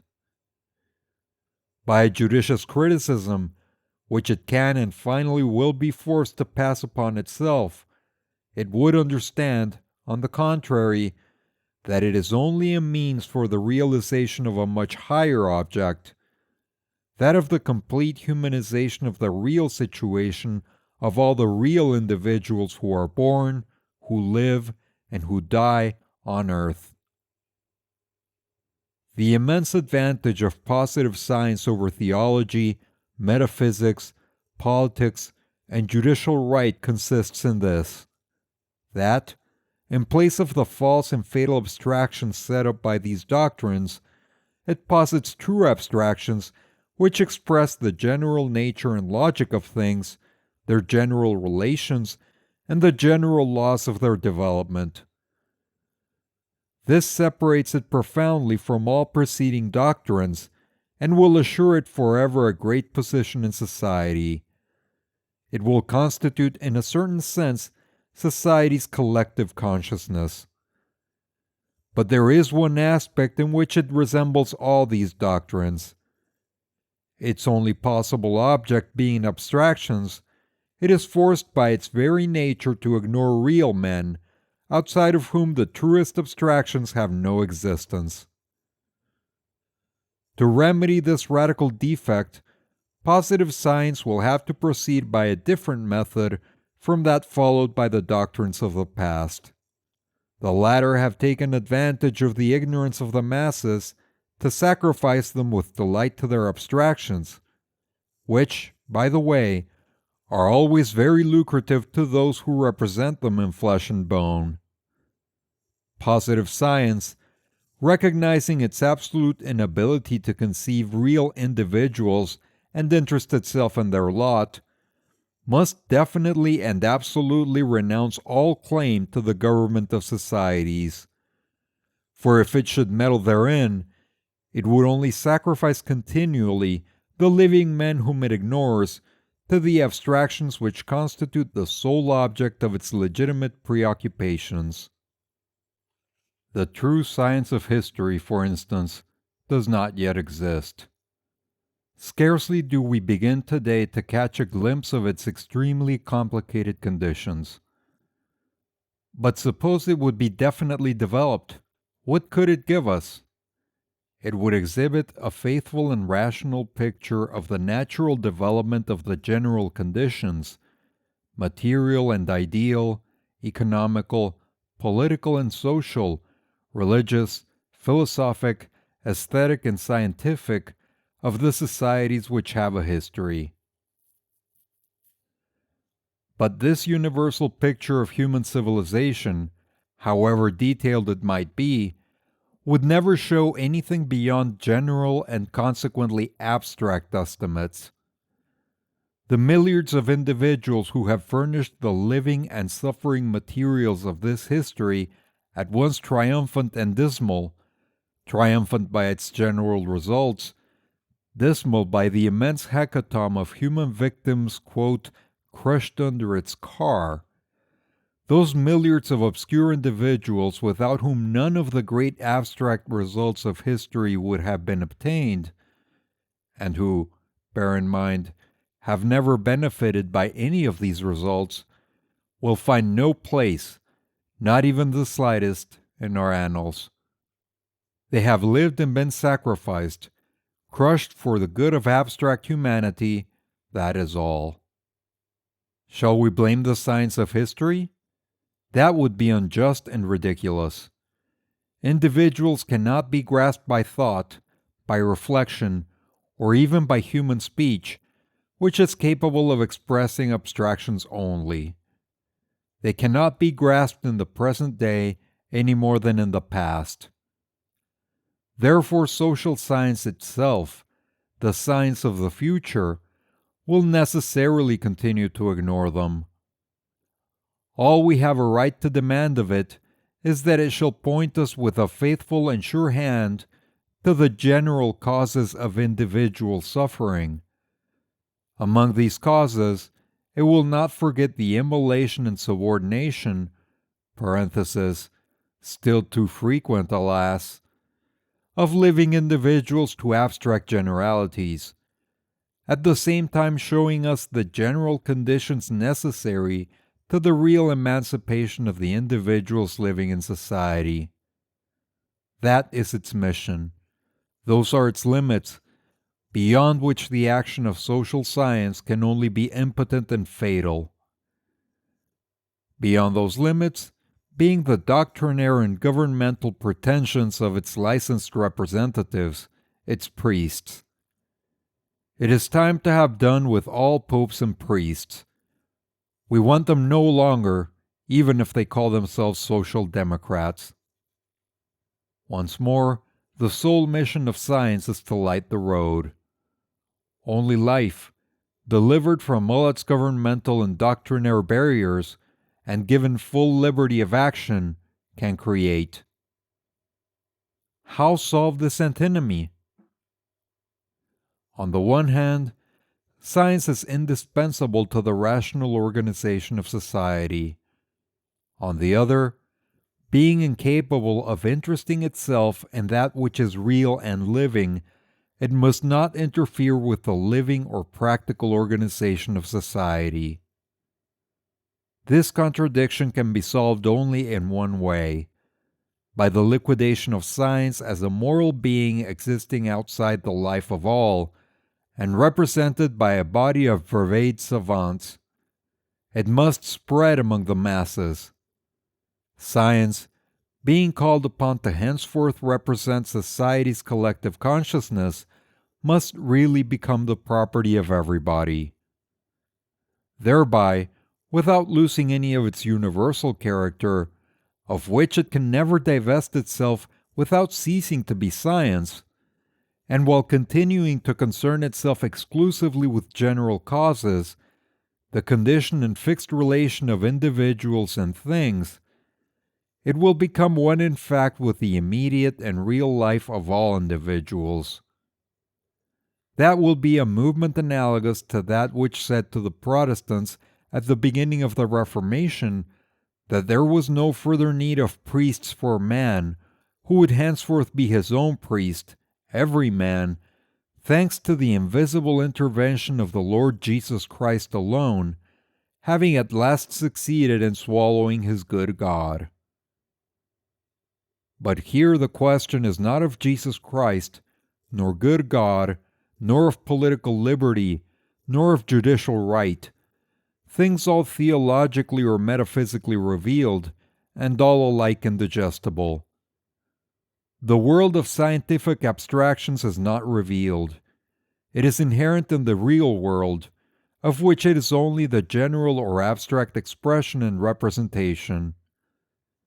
As long as it forms a separate region, specially represented by the savants as a body, this ideal world threatens to take the place of a good God to the real world, reserving for its licensed representatives the office of priests.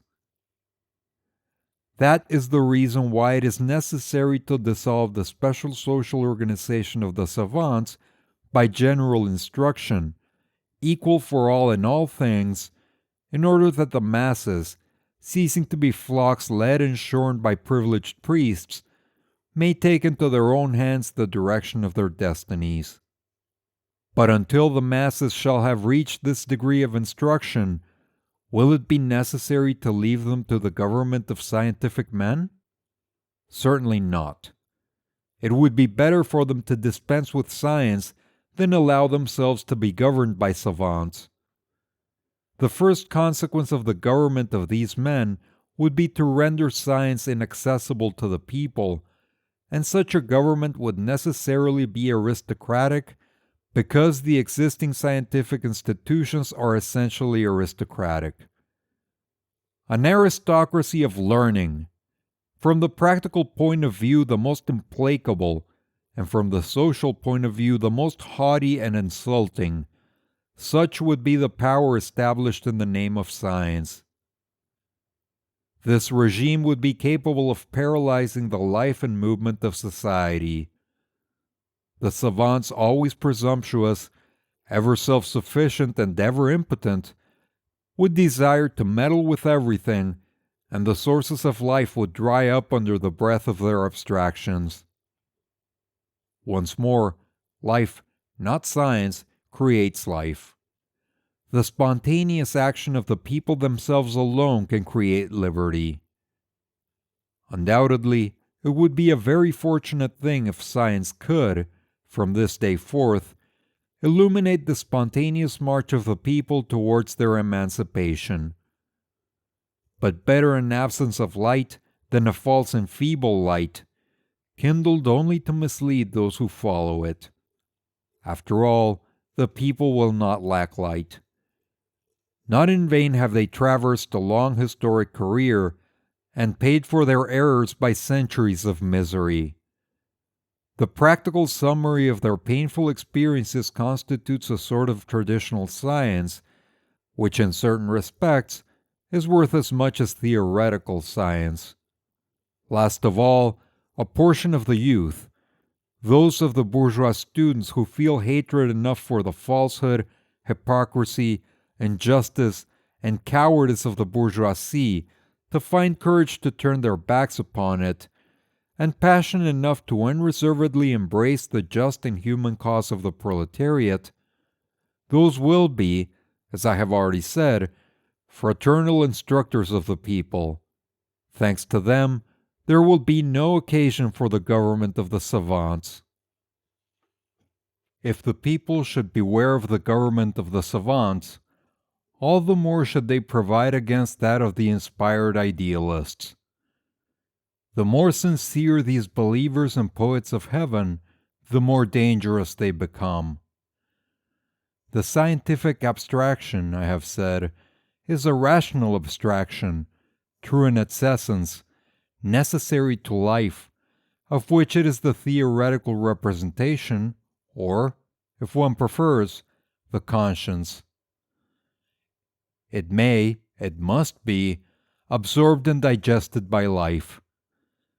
The idealistic abstraction, God, is a corrosive potion which destroys and decomposes life, falsifies and kills it. The pride of the idealists, not being personal but divine, is invincible and inexorable.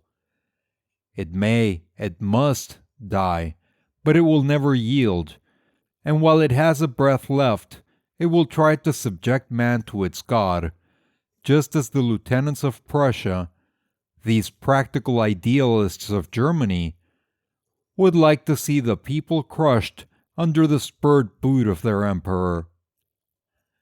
The faith is the same, the end but little different, and the result, as that of faith, is slavery. It is at the same time the triumph of the ugliest and most brutal materialism. There is no need to demonstrate this is the case of Germany. One would have to be blind to avoid seeing it at the present hour. But I think it is still necessary to demonstrate it in the case of divine idealism. Man, like all the rest of nature, is an entirely material being. The mind, the facility of thinking, of receiving and reflecting upon different external and internal sensations, of remembering them when they have passed and reproducing them by the imagination, of comparing and distinguishing them, of abstracting determinations common to them and thus creating general concepts, and finally of forming ideas by grouping and combining concepts according to different methods. Intelligence, in a word, sole creator of our whole ideal world, is a property of the animal body and especially of the quite material organism of the brain. We know this certainly, by the experience of all, which no fact has ever contradicted and which any man can verify at any moment of his life. In all animals, without excepting the wholly inferior species, we find a certain degree of intelligence, and we see that, in the series of species, animal intelligence develops in proportion as the organization of a species approaches that of man, but that in man alone it attains to that power of abstraction which properly constitutes thought.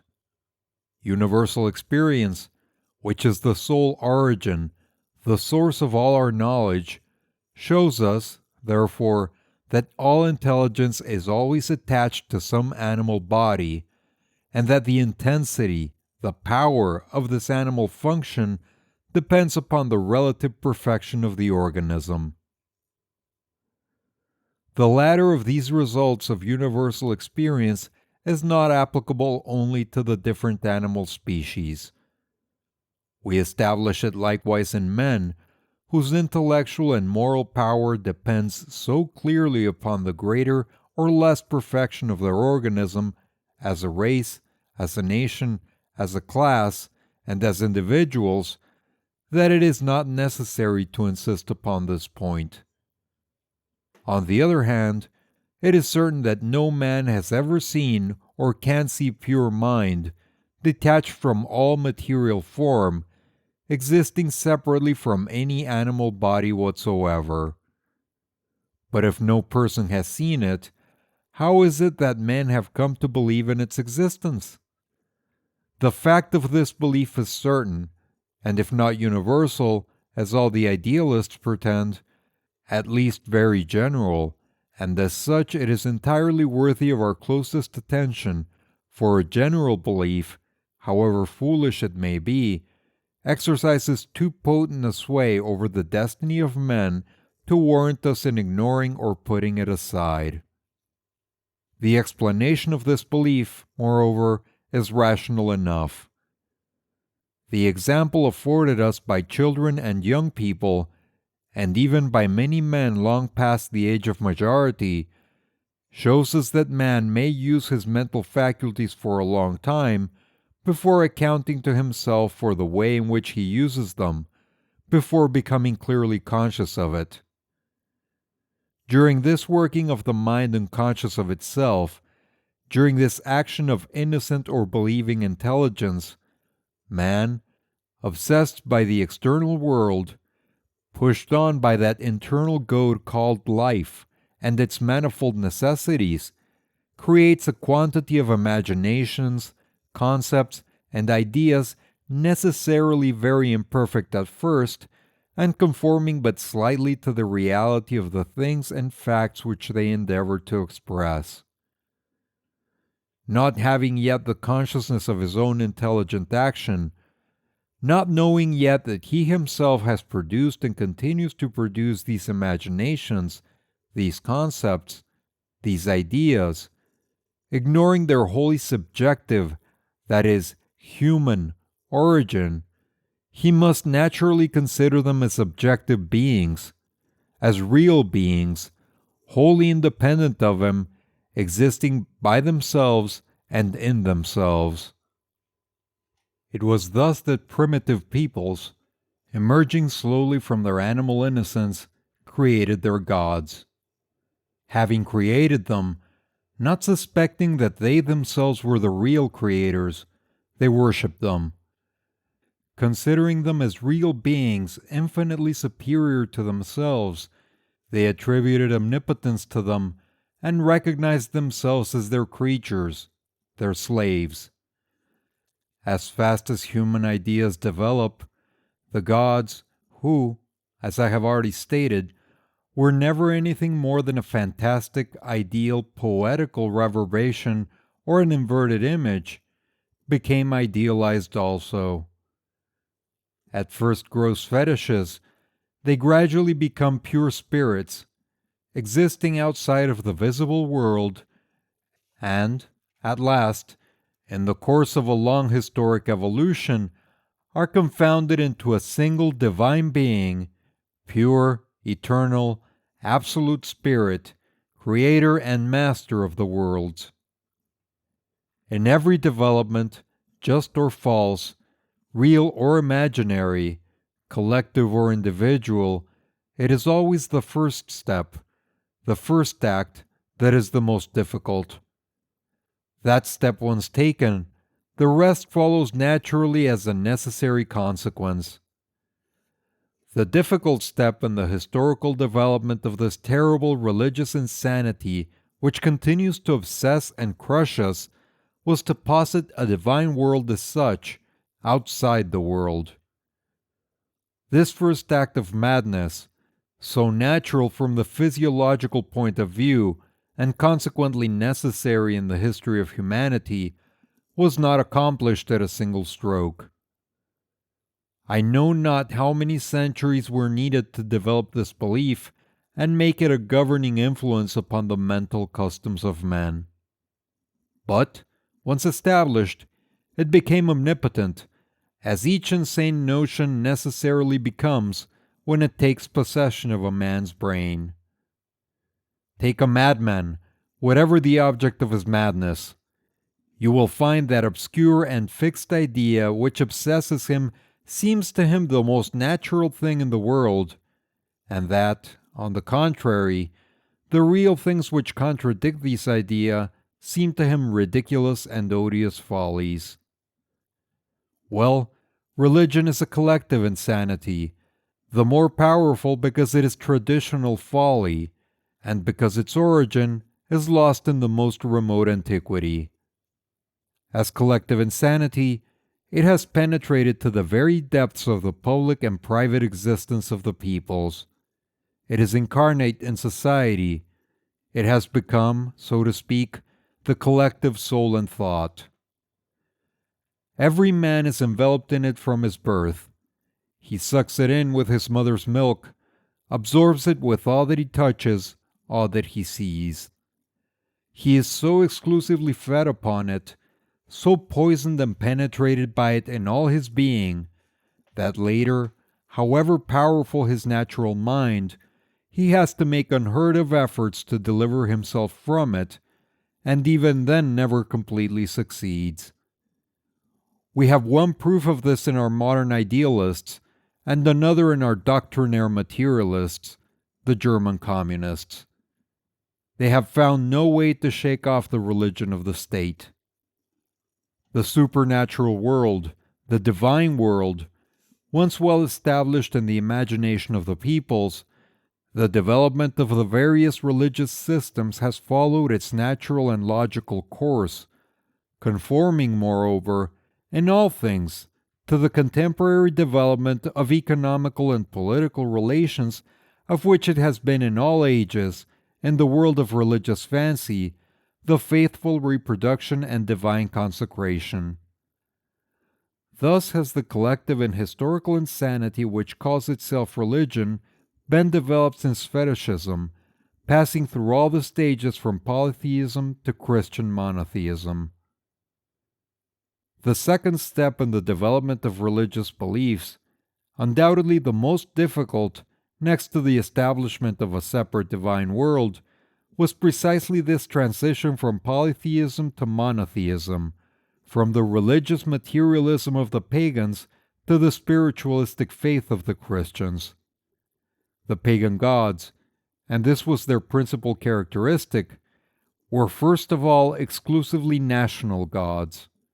Very numerous, they necessarily retained a more or less material character, or rather, they were so numerous because they were material, diversity being one of the principal attributes of the real world. The pagan gods were not yet strictly the negation of real things. They were only a fantastic exaggeration of them. We have seen how much this transition cost the Jewish people, constituting, so to speak, its entire history. In vain did Moses and the prophets preach the one God. The people always relapsed into their primitive idolatry, into the ancient and comparatively much more natural and convenient faith in many good gods, more material, more human, and more palpable. Jehovah himself, their sole God, the God of Moses and the prophets, was still an extremely national God, who, to reward and punish his faithful followers, his chosen people, used material arguments, often stupid, always gross and cruel. It does not even appear that faith in his existence implied a negation of the existence of earlier gods. The Jewish God did not deny the existence of these rivals. He simply did not want his people to worship them side by side with him, because before all, Jehovah was a very jealous God. His first commandment was this, quote, "I am the Lord thy God, and thou shalt have no other gods before me." Jehovah, then, was only a first draft, very material and very rough, of the supreme deity of modern idealism. Moreover, he was only a national god, like the Russian god worshipped by the German generals, subjects of the Tsar and patriots of the empire of all the Russias. Like the German god, whom the pietists and the German generals, subjects of William I at Berlin, will no doubt soon proclaim. The Supreme Being cannot be a national God. He must be the God of entire humanity. Nor can the Supreme Being be a material being. He must be the negation of all matter, pure spirit. Two things have proved necessary to the realization of the worship of the Supreme Being. One, a realization, such as it is, of humanity by the negation of nationalities and national forms of worship. 2. A development, already far advanced, of metaphysical ideas in order to spiritualize the gross Jehovah of the Jews. The first condition was fulfilled by the Romans, though in a very negative way, no doubt, by the conquest of most of the countries known to the ancients and by the destruction of their national institutions. The gods of all the conquered nations, gathered in the pantheon, mutually cancelled each other. This was the first draft of humanity, very gross and quite negative. As for the second condition, the spiritualization of Jehovah, that was realized by the Greeks long before the conquest of their country by the Romans. They were the creators of metaphysics. Greece, in the cradle of her history, had already found from the Orient a divine world which had been definitely established in the traditional faith of her peoples. This world had been left and handed over to her by the Orient. In her instinctive period, prior to her political history, she had developed and prodigiously humanized this divine world through her poets. And when she actually began her history, she already had a religion ready-made, the most sympathetic and noble of all the religions which have existed, so far at least as a religion, that is, a lie, can be noble and sympathetic. Her great thinkers, and no nation has had greater than Greece, found the divine world established, not only outside of themselves and the people, but also in themselves as a habit of feeling and thought, and naturally they took it as a point of departure. That they made no theology, that is, that they did not wait in vain to reconcile dawning reason with the absurdities of such a God as did the scholastics of the Middle Ages, was already much in their favor. They left their gods out of their speculations and attached themselves directly to the divine idea, one, invisible, omnipotent, eternal, and absolutely spiritualistic but impersonal. As concerns spiritualism, then, the Greek metaphysicians, much more than the Jews, were the creators of the Christian God. The Jews only added to it the personal brutality of their Jehovah. That a sublime genius like the divine Plato could have been absolutely convinced of the reality of the divine idea shows us how contagious, how omnipotent is the tradition of the religious mania even on the greatest minds. Besides, we should not be surprised at it, since, even in our day, the greatest philosophical genius which has existed since Aristotle and Plato, Hegel, in spite even of Kant's criticism, imperfect and too metaphysical though it be, which had demolished the objectivity or reality of the divine ideas, tried to replace these divine ideas upon their transcendental or celestial throne. It is true that Hegel went about his work of restoration in so impolite a manner that he killed the good God forever. He took away from these ideas their divine halo by showing to whoever will read him that they were never anything more than a creation of the human mind running through history in search of itself. To put an end to all religious insanities and the divine mirage, he left nothing lacking but the utterance of those grand words which were said after him, almost at the same time, by two great minds who had never heard of each other. Ludwig Feuerbach, the disciple and demolisher of Hegel in Germany, and Auguste Comte, the founder of positive philosophy in France. These words were as follows, quote, "Metaphysics are reduced to psychology. All the metaphysical systems have been nothing else than human psychology developing itself in history. Today, it is no longer difficult to understand how the divine ideas were born, how they were created in succession by the abstractive faculty of man. Man made the gods. But in the time of Plato, this knowledge was impossible. The collective mind, and consequently the individual mind as well, even that of the greatest genius, was not ripe for that. Scarcely had it said with Socrates, 'Know thyself.' This self-knowledge existed only in a state of intuition. In fact, it amounted to nothing. Hence it was impossible for the human mind to suspect that it was itself the sole creator of the divine world. It found the divine world before it. It found it as history, as tradition, as a sentiment, as a habit of thought, and it necessarily made it the object of its loftiest speculations. Thus was born metaphysics, and thus were developed and perfected the divine ideas, the basis of spiritualism. It is true that after Plato, there was a sort of inverse movement in the development of the mind. Aristotle, the true father of science and positive philosophy, did not deny the divine world, but concerned himself with it as little as possible. He was the first to study, like the analyst and experimenter that he was, logic, the laws of human thought, and at the same time the physical world, not in its ideal, illusory essence, but in its real aspect. After him, the Greeks of Alexandria established the first school of the positive scientists.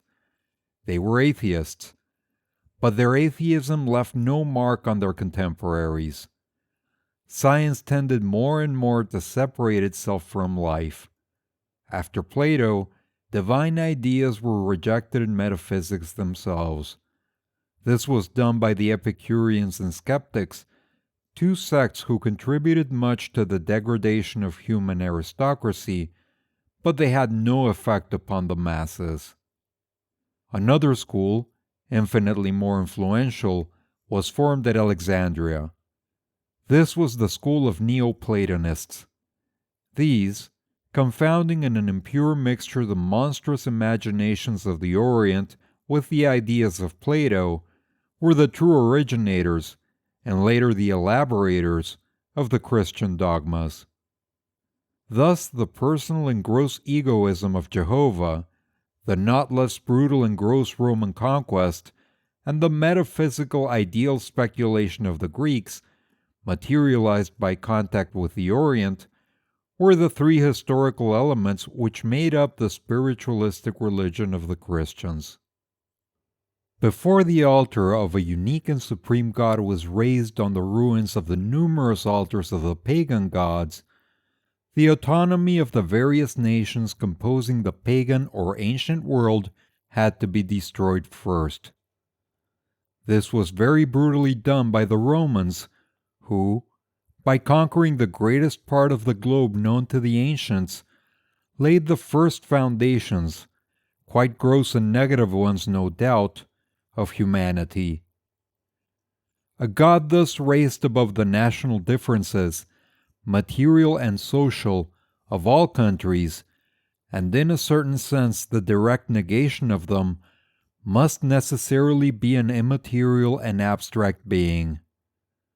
But faith in the existence of such a being, so difficult a matter, could not spring into existence suddenly. Consequently, as I have demonstrated in the appendix, it went through a long course of preparation and development at the hands of Greek metaphysics, which were the first to establish, in a philosophical manner, the notion of the divine idea, a model eternally creative and always reproduced by the visible world. But the divinity conceived and created by Greek philosophy was an impersonal divinity. No logical and serious metaphysics being able to rise, or rather to descend, to the idea of a personal God, it became necessary, therefore, to imagine a God who was one and very personal at once. He was found in the very brutal, selfish, and cruel person of Jehovah, the national God of the Jews. But the Jews, in spite of that exclusive national spirit which distinguishes them even today, had become in fact, long before the birth of Christ, the most international people of the world. Some of them were carried away as captives, but many more even, urged on by that mercantile passion which constitutes one of the principal traits of their character, they had spread through all countries, carrying everywhere the worship of their Jehovah, to whom they remained all the more faithful the more he abandoned them. In Alexandria, this terrible God of the Jews made personal acquaintance of the metaphysical divinity of Plato, already much corrupted by Oriental contact, and corrupted her still more by his own. In spite of his national, jealous, and ferocious exclusivism, he could not long resist the graces of this ideal and impersonal divinity of the Greeks. He married her, and from this marriage was born the spiritualistic, but not spirited, God of the Christians. The Neoplatonists of Alexandria are known to have been the principal creators of the Christian theology. Nevertheless, theology alone does not make a religion, any more than historical elements suffice to create history. By historical elements, I mean the general conditions of any real development whatsoever.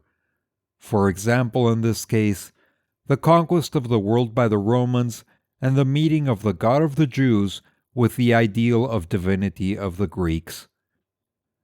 To impregnate the historical elements, to cause them to run through a series of new historical transformations, a living, spontaneous fact was needed, without which they might have remained many centuries longer in the state of unproductive elements.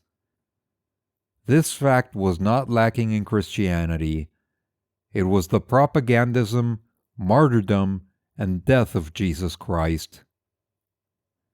We know almost nothing of this great and saintly personage, all that Gospels tell us being contradictory, and so fabulous that we can scarcely seize upon a few real and vital traits. But it is certain that he was a preacher of the poor, the friend and consoler of the wretched, of the ignorant, of the slaves, and of the women, and that by these last he was much loved. He promised eternal life to all who are oppressed, to all who suffer here below, and the number is immense. He was hanged as a matter of course by the representatives of the official morality and public order of that period. His disciples, and the disciples of his disciples, succeeded in spreading, thanks to the destruction of the national barriers by the Roman conquest, and propagated the gospel in all the countries known to the ancients. Everywhere they were received with open arms by the slaves and the women, the two most oppressed, most suffering, and naturally also the most ignorant classes of the ancient world. For even such few proselytes as they made in the privileged and learned world, they were indebted in great part to the influence of women. Their most extensive propagandism was directed exclusively among the people, unfortunate and degraded by slavery. This was the first awakening, the first intellectual revolt of the proletariat. The great honor of Christianity, its incontestable merit, and the whole secret of its unprecedented and yet thoroughly legitimate triumph lay in the fact that it appealed to the suffering and immense public to which the ancient world, a strict and cruel intellectual and political aristocracy, denied even the simplest rights of humanity. Otherwise it never could have spread.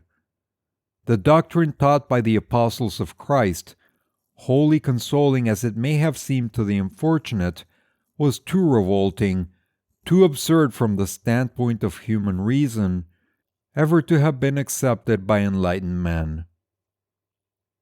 According with what joy the Apostle Paul speaks of the scandale de la foi, and the triumph of that divine folie, rejected by the powerful and wise of the century, but all the more passionately accepted by the simple, the ignorant, and the weak-minded.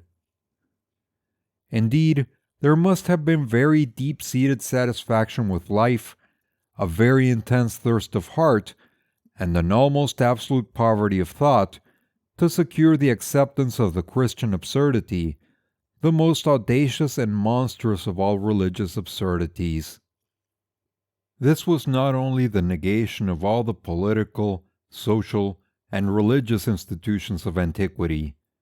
It was the absolute overturn of common sense, of all human reason.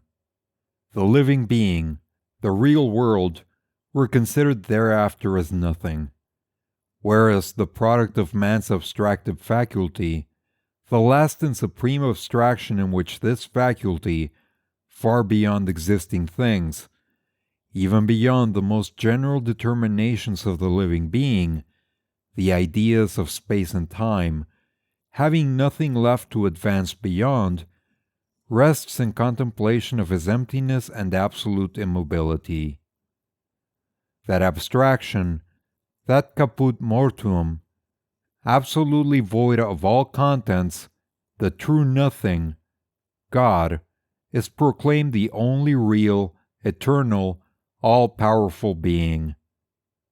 The real all is declared nothing, and the absolute nothing the all. The shadow becomes the substance, and the substance vanishes like a shadow.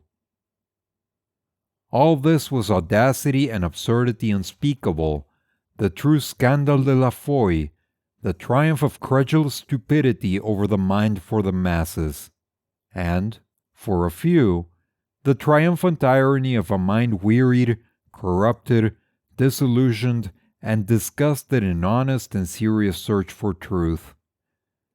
It was that necessity of shaking of thought and becoming brutally stupid so frequently felt by surfeited minds. Credo quod absurdum. I believe in the absurd. I believe in it precisely and mainly because it is absurd. In the same way, many distinguished and enlightened minds in our day believe in animal magnetism, spiritualism, tipping tables, and, why go so far, believe still in Christianity, in idealism, in God. The belief of the ancient proletariat, like that of the modern, was more robust and simple, less hot gut.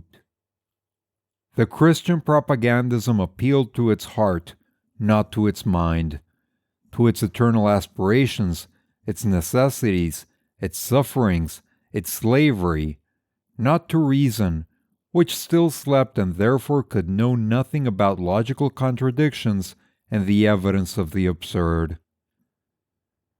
It was interested solely in knowing when the hour of a promised deliverance would strike, when the kingdom of God would come. As for theological dogmas, it did not trouble itself about them because it understood nothing about them. The proletariat converted to Christianity constituted its growing material but not its intellectual strength. As for the Christian dogmas, it is known that they were elaborated in a series of theological and literary works and in the councils, principally by the converted Neoplatonists of the Orient.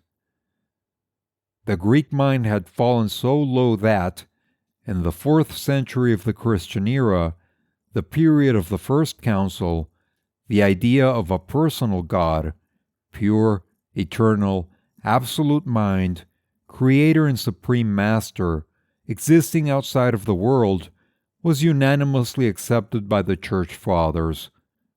As a logical consequence of this absolute absurdity, it then became natural and necessary to believe in the immateriality and immortality of the human soul, lodged and imprisoned in a body only partially mortal, there being in this body itself a portion which, while material, is immortal like the soul, and must be resurrected with it. We see how difficult it was, even for the Church Fathers, to conceive pure minds outside of any material form. It should be added that, in general, it is the character of every metaphysical and theological argument to seek to explain one absurdity by another. It was very fortunate for Christianity that it met a world of slaves. It had another piece of good luck in the invasion of the barbarians. The latter were worthy people, full of natural force, and above all, urged on by a great necessity of life and a great capacity for it. Brigands who stood every test, capable of devastating and gobbling up anything, like their successors, the Germans of today. But they were much less systematic and pedantic than these last, much less moralistic, less learned, and on the other hand much more independent and proud, capable of science and not incapable of liberty, as are the bourgeois of modern Germany.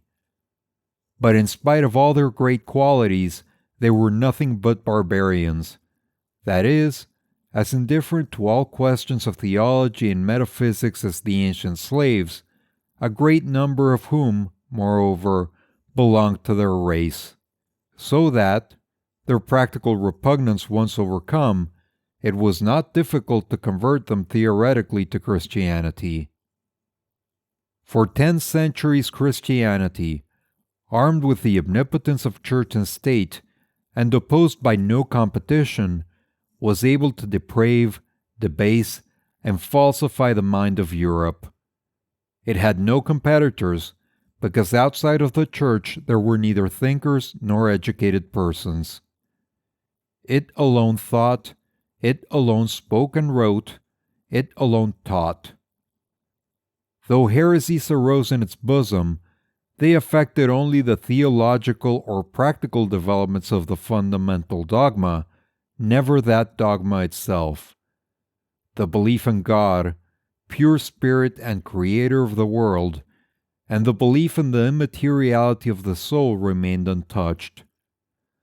This double belief became the ideal basis of the whole Occidental and Oriental civilization of Europe. It penetrated and became incarnate in all the institutions, all the details of the public and private life of all classes, and the masses as well. After that, is it surprising that this belief has lived on until the present day, continuing to exercise its disastrous influence upon even select minds, such as those of Mazzini, Michelet, Quinet, and many others? We have seen that the first attack upon it came from the renaissance of the free mind in the 15th century, which produced heroes and martyrs like Vanini, Giordano Bruno, and Galileo. Although drowned in the noise, tumult, and passions of the Reformation, it noiselessly continued its invisible work, bequeathing to the noblest minds of each generation its task of human emancipation by the destruction of the absurd, until at last, in the latter half of the 18th century, it again reappeared in broad day, boldly waving the flag of atheism and materialism. The human mind, then, one might have supposed, was at least about to deliver itself from all the divine obsessions. Not at all.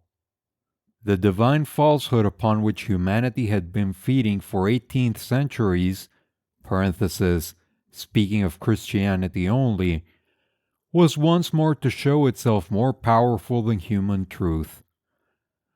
No longer able to make use of the black tribe, of the ravens consecrated by the Church, of the Catholic or Protestant priests, all confidence in whom had been lost, it made use of lay priests, short-robed liars and sophists, among whom the principal roles devolved upon two fatal men, one the falsest mind, the other the most doctrinally despotic will of the last century, J. Rousseau and Robespierre. The first is the perfect type of narrowness and suspicious meanness, of exaltation without other object than his own person, of cold enthusiasm and hypocrisy at once sentimental and implacable, of the falsehood of modern idealism. He may be considered as the real creator of modern reaction. To all appearance the most democratic writer of the 18th century, he bred within himself the pitiless despotism of the statesman. He was the prophet of the doctrinaire state, as Robespierre, his worthy and faithful disciple, tried to become its high priest.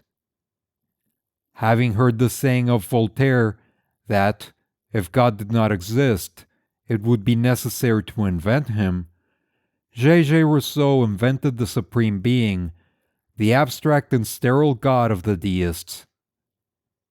And it was in the name of the Supreme Being, and of the hypocritical virtue commanded by this Supreme Being, that Robespierre guillotined first the Herberists, and then the very genius of the Revolution, Danton, in whose person he assassinated the Republic, thus preparing the way for the thenceforth necessary triumph of the dictatorship of Bonaparte I.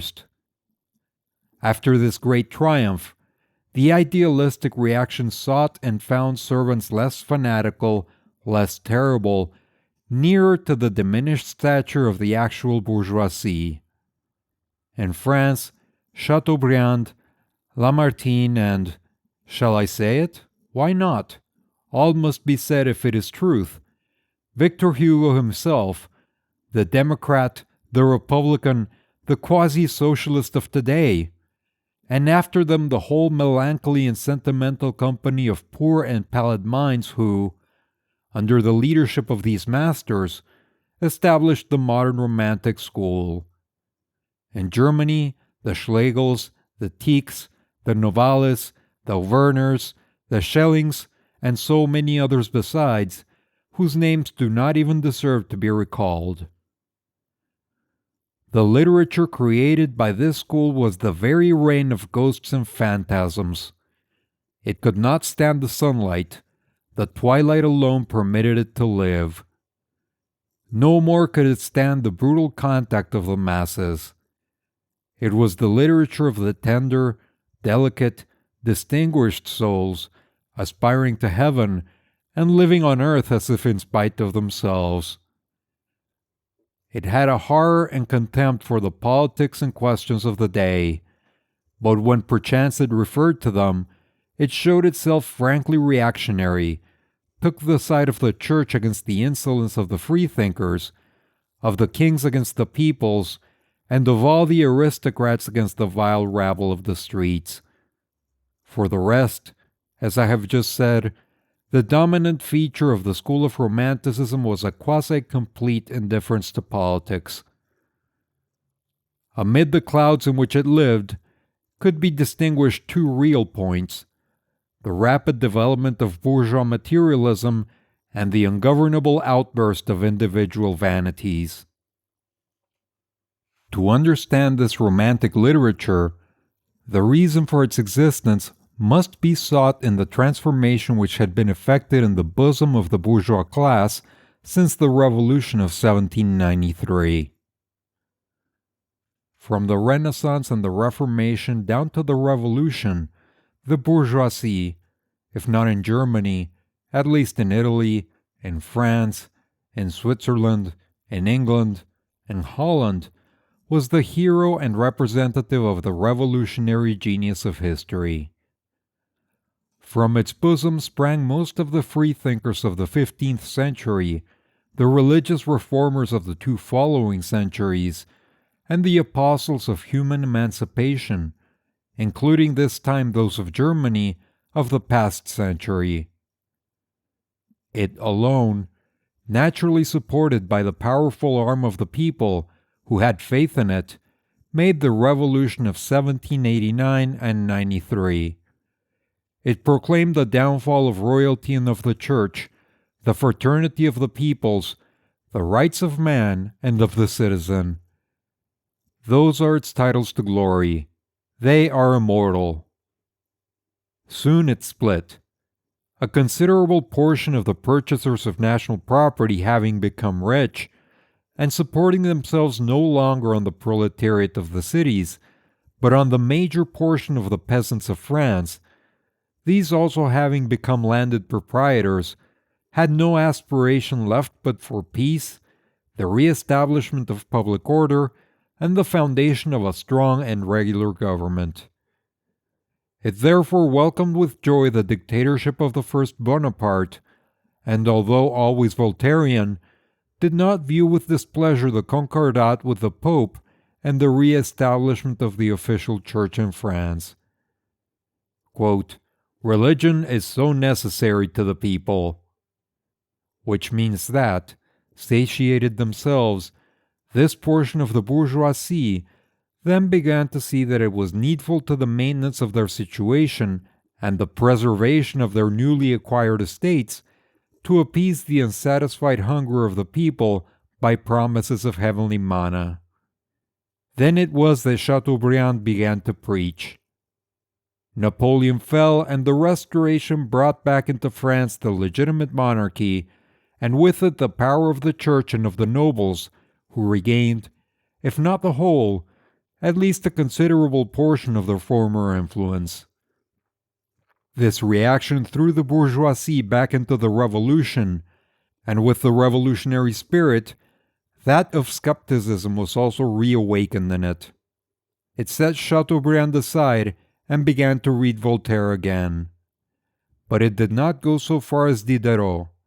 Its debilitated nerves could not stand nourishment so strong. Voltaire, on the contrary, at once a freethinker and a deist, suited it very well. Béranger and P.L. Courier expressed this new tendency perfectly. The quote, God of the good people, and the ideal of the bourgeois king, at once liberal and democratic, sketched against the majestic and thenceforth inoffensive background of the empire's gigantic victories, such was at that period the daily intellectual food of the bourgeoisie of France. Lamartine, to be sure, excited by a vain and ridiculously envious desire to rise to the poetic height of the great Byron, had begun his coldly delirious hymns in honor of the God of the nobles and of the legitimate monarchy. But his songs resounded only in aristocratic salons. The bourgeoisie did not hear them. Béranger was its poet, and Courier was its political writer.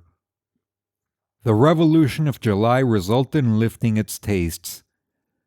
We know that every bourgeois in France carries within him the imperishable type of the bourgeois gentleman, a type which never fails to appear immediately the parvenu acquires a little wealth and power. In 1830, the wealthy bourgeoisie had definitely replaced the old nobility in the seats of power. It naturally tended to establish a new aristocracy. An aristocracy of capital first of all, but also an aristocracy of intellect, of good manners and delicate sentiments. It began to feel religious. This was not on its part simply an aping of aristocratic customs. It was also a necessity of its position. The proletariat had rendered it a final service in once more aiding it to overthrow the nobility. The bourgeoisie now had no further need of its cooperation, for it felt itself firmly seated in the shadow of the throne of July, and the alliance with the people, thenceforth useless, began to become inconvenient. It was necessary to remand it to its place, which naturally could not be done without provoking great indignation among the masses. It became necessary to restrain this indignation. In the name of what? In the name of the bourgeois interest bluntly confessed? That would have been much too cynical. The more unjust and inhuman an interest is, the greater need it has of sanction. Now, where to find it if not in religion, that good protectress of all the well-fed and the useful consoler of the hungry? And more than ever, the triumphant bourgeoisie saw that religion was indispensable to the people. After having won all its titles to glory in religious, philosophical, and political opposition, in protest and in revolution, it at last became the dominant class, and thereby even the defender and preserver of the state, thenceforth the regular institution of the exclusive power of that class. The state is force, and for it, first of all, is the right of force, the triumphant argument of the needle gun, of the chassepot. But man is so singularly constituted that this argument, wholly eloquent as it may appear, is not sufficient in the long run. Some moral sanction or other is absolutely necessary to enforce his respect. Further, this sanction must be at once so simple and so plain that it may convince the masses, who, after having been reduced by the power of the state, must also be induced to morally recognize its right. There are only two ways of convincing the masses of the goodness of any social institution whatever. The first, the only real one, but also the most difficult to adopt, because it implies the abolition of the state, or in other words, the abolition of the organized political exploitation of the majority by any minority whatsoever, would be the direct and complete satisfaction of the needs and aspirations of the people, which would be equivalent to the complete liquidation of the political and economical existence of the bourgeois class, or again, to the abolition of the state. Beneficial means for the masses, but detrimental to bourgeois interests. Hence, it is useless to talk about them. The only way, on the contrary, harmful only to the people, precious in its salvation of bourgeois privileges, is no other than religion. That is the eternal mirage which leads away the masses in search for divine treasures, while, much more reserved, the governing class contents itself with dividing among all its members, very unequally moreover, and always giving most to him who possesses most, the miserable goods of earth and the plunder taken from the people, including their political and social liberty. There is not, there cannot be, a state without religion. Take the freest states in the world, the United States of America or the Swiss Confederation, for instance, and see what an important part is played in all official discourses by divine providence, that supreme sanction of all states. But, whenever a chief of state speaks of God, be he William I, the Noto-Germanic Emperor, or Grant, the President of the Great Republic, be sure that he is getting ready to shear once more his people flock. The French liberal and Voltairian bourgeoisie, driven by temperament to a positivism, not to say a materialism, singularly narrow and brutal, having become the governing class of the state by its triumph of 1830, had to give itself an official religion. It was not an easy thing. The bourgeoisie could not abruptly go back under the yoke of Roman Catholicism. Between it and the Church of Rome was an abyss of blood and hatred, and, however practical and wise one becomes, it is never possible to repress a passion developed by history. Moreover, the French bourgeoisie would have covered itself with ridicule if it had gone back to the church to take part in the pious ceremonies of its worship, an essential condition of meritorious and sincere conversion. Several attempted it, it is true, but their heroism was rewarded by no other result than a fruitless scandal. Finally, a return to Catholicism was impossible on account of the insolvable contradiction which separates the invariable politics of Rome from the development of the economical and political interests of the middle class. In this respect, Protestantism is much more advantageous. It is the bourgeois religion par excellence. It accords just as much liberty as is necessary to the bourgeois, and finds a way of reconciling celestial aspirations with the respect which terrestrial conditions demand. Consequently, it is especially in Protestant countries that commerce and industry have been developed. But it was impossible for the French bourgeoisie to become Protestant. To pass from one religion to another, unless it be done deliberately, as is sometimes the case of the Jews of Russia and Poland, who get baptized 3 or 4 times in order to receive each time the remuneration allowed them, to seriously change one's religion, a little faith is necessary. Now, in the exclusive positive heart of the French bourgeois, there is no room for faith. He professes the most profound indifference for all questions which touch neither his pocket first nor his social vanity afterwards. He is as indifferent to Protestantism as to Catholicism.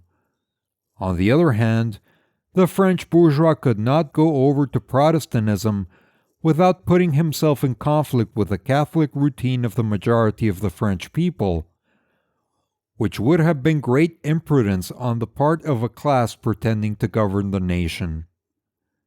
There was still one way left, to return to the humanitarian and revolutionary religion of the 18th century. But that would have led too far. So the bourgeoisie was obliged, in order to sanction its new state, to create a new religion which might be boldly proclaimed, without too much ridicule and scandal, by the whole bourgeois class. Thus was born Doctrinaire Deism.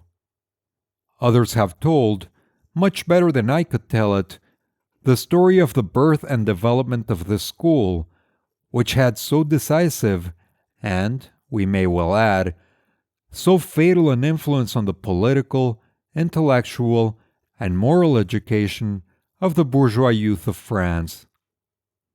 It dates from Benjamin Constant and Madame de Staël. Its real founder was Royer Collard. Its apostles, Guizot, Cousin, Villemain, and many others. Its boldly avowed object was the reconciliation of revolution with reaction, or, to use the language of the school, of the principle of liberty with that of authority, and naturally to the advantage of the latter. This reconciliation signified, in politics, the taking away of popular liberty for the benefit of bourgeois rule, represented by the monarchical and constitutional state. In philosophy, the deliberate submission of free reason to the eternal principles of faith. We have only to deal here with the latter. We know that this philosophy was especially elaborated by Monsieur Cousin, the father of French eclecticism. A superficial and pedantic talker, incapable of any original conception, of any idea peculiar to himself, but very strong on commonplace, which he confounded with common sense, this illustrious philosopher learnedly prepared, for the use of the studious youth of France, a metaphysical dish of his own making, the use of which, made compulsory in all schools of the state under the university, condemned several generations one after the other to a cerebral indigestion. Imagine a philosophical vinegar sauce of the most opposed systems, a mixture of fathers of the church, scholastic philosophers, Descartes and Pascal, Kant and Scott's psychologists, all this a superstructure on the divine and innate ideas of Plato, and covered up with a layer of Hegelian immanence, accompanied, of course, by an ignorance as contemptuous as it is complete of natural science, and proving, just as 2 times 2 make 5, the existence of a personal God.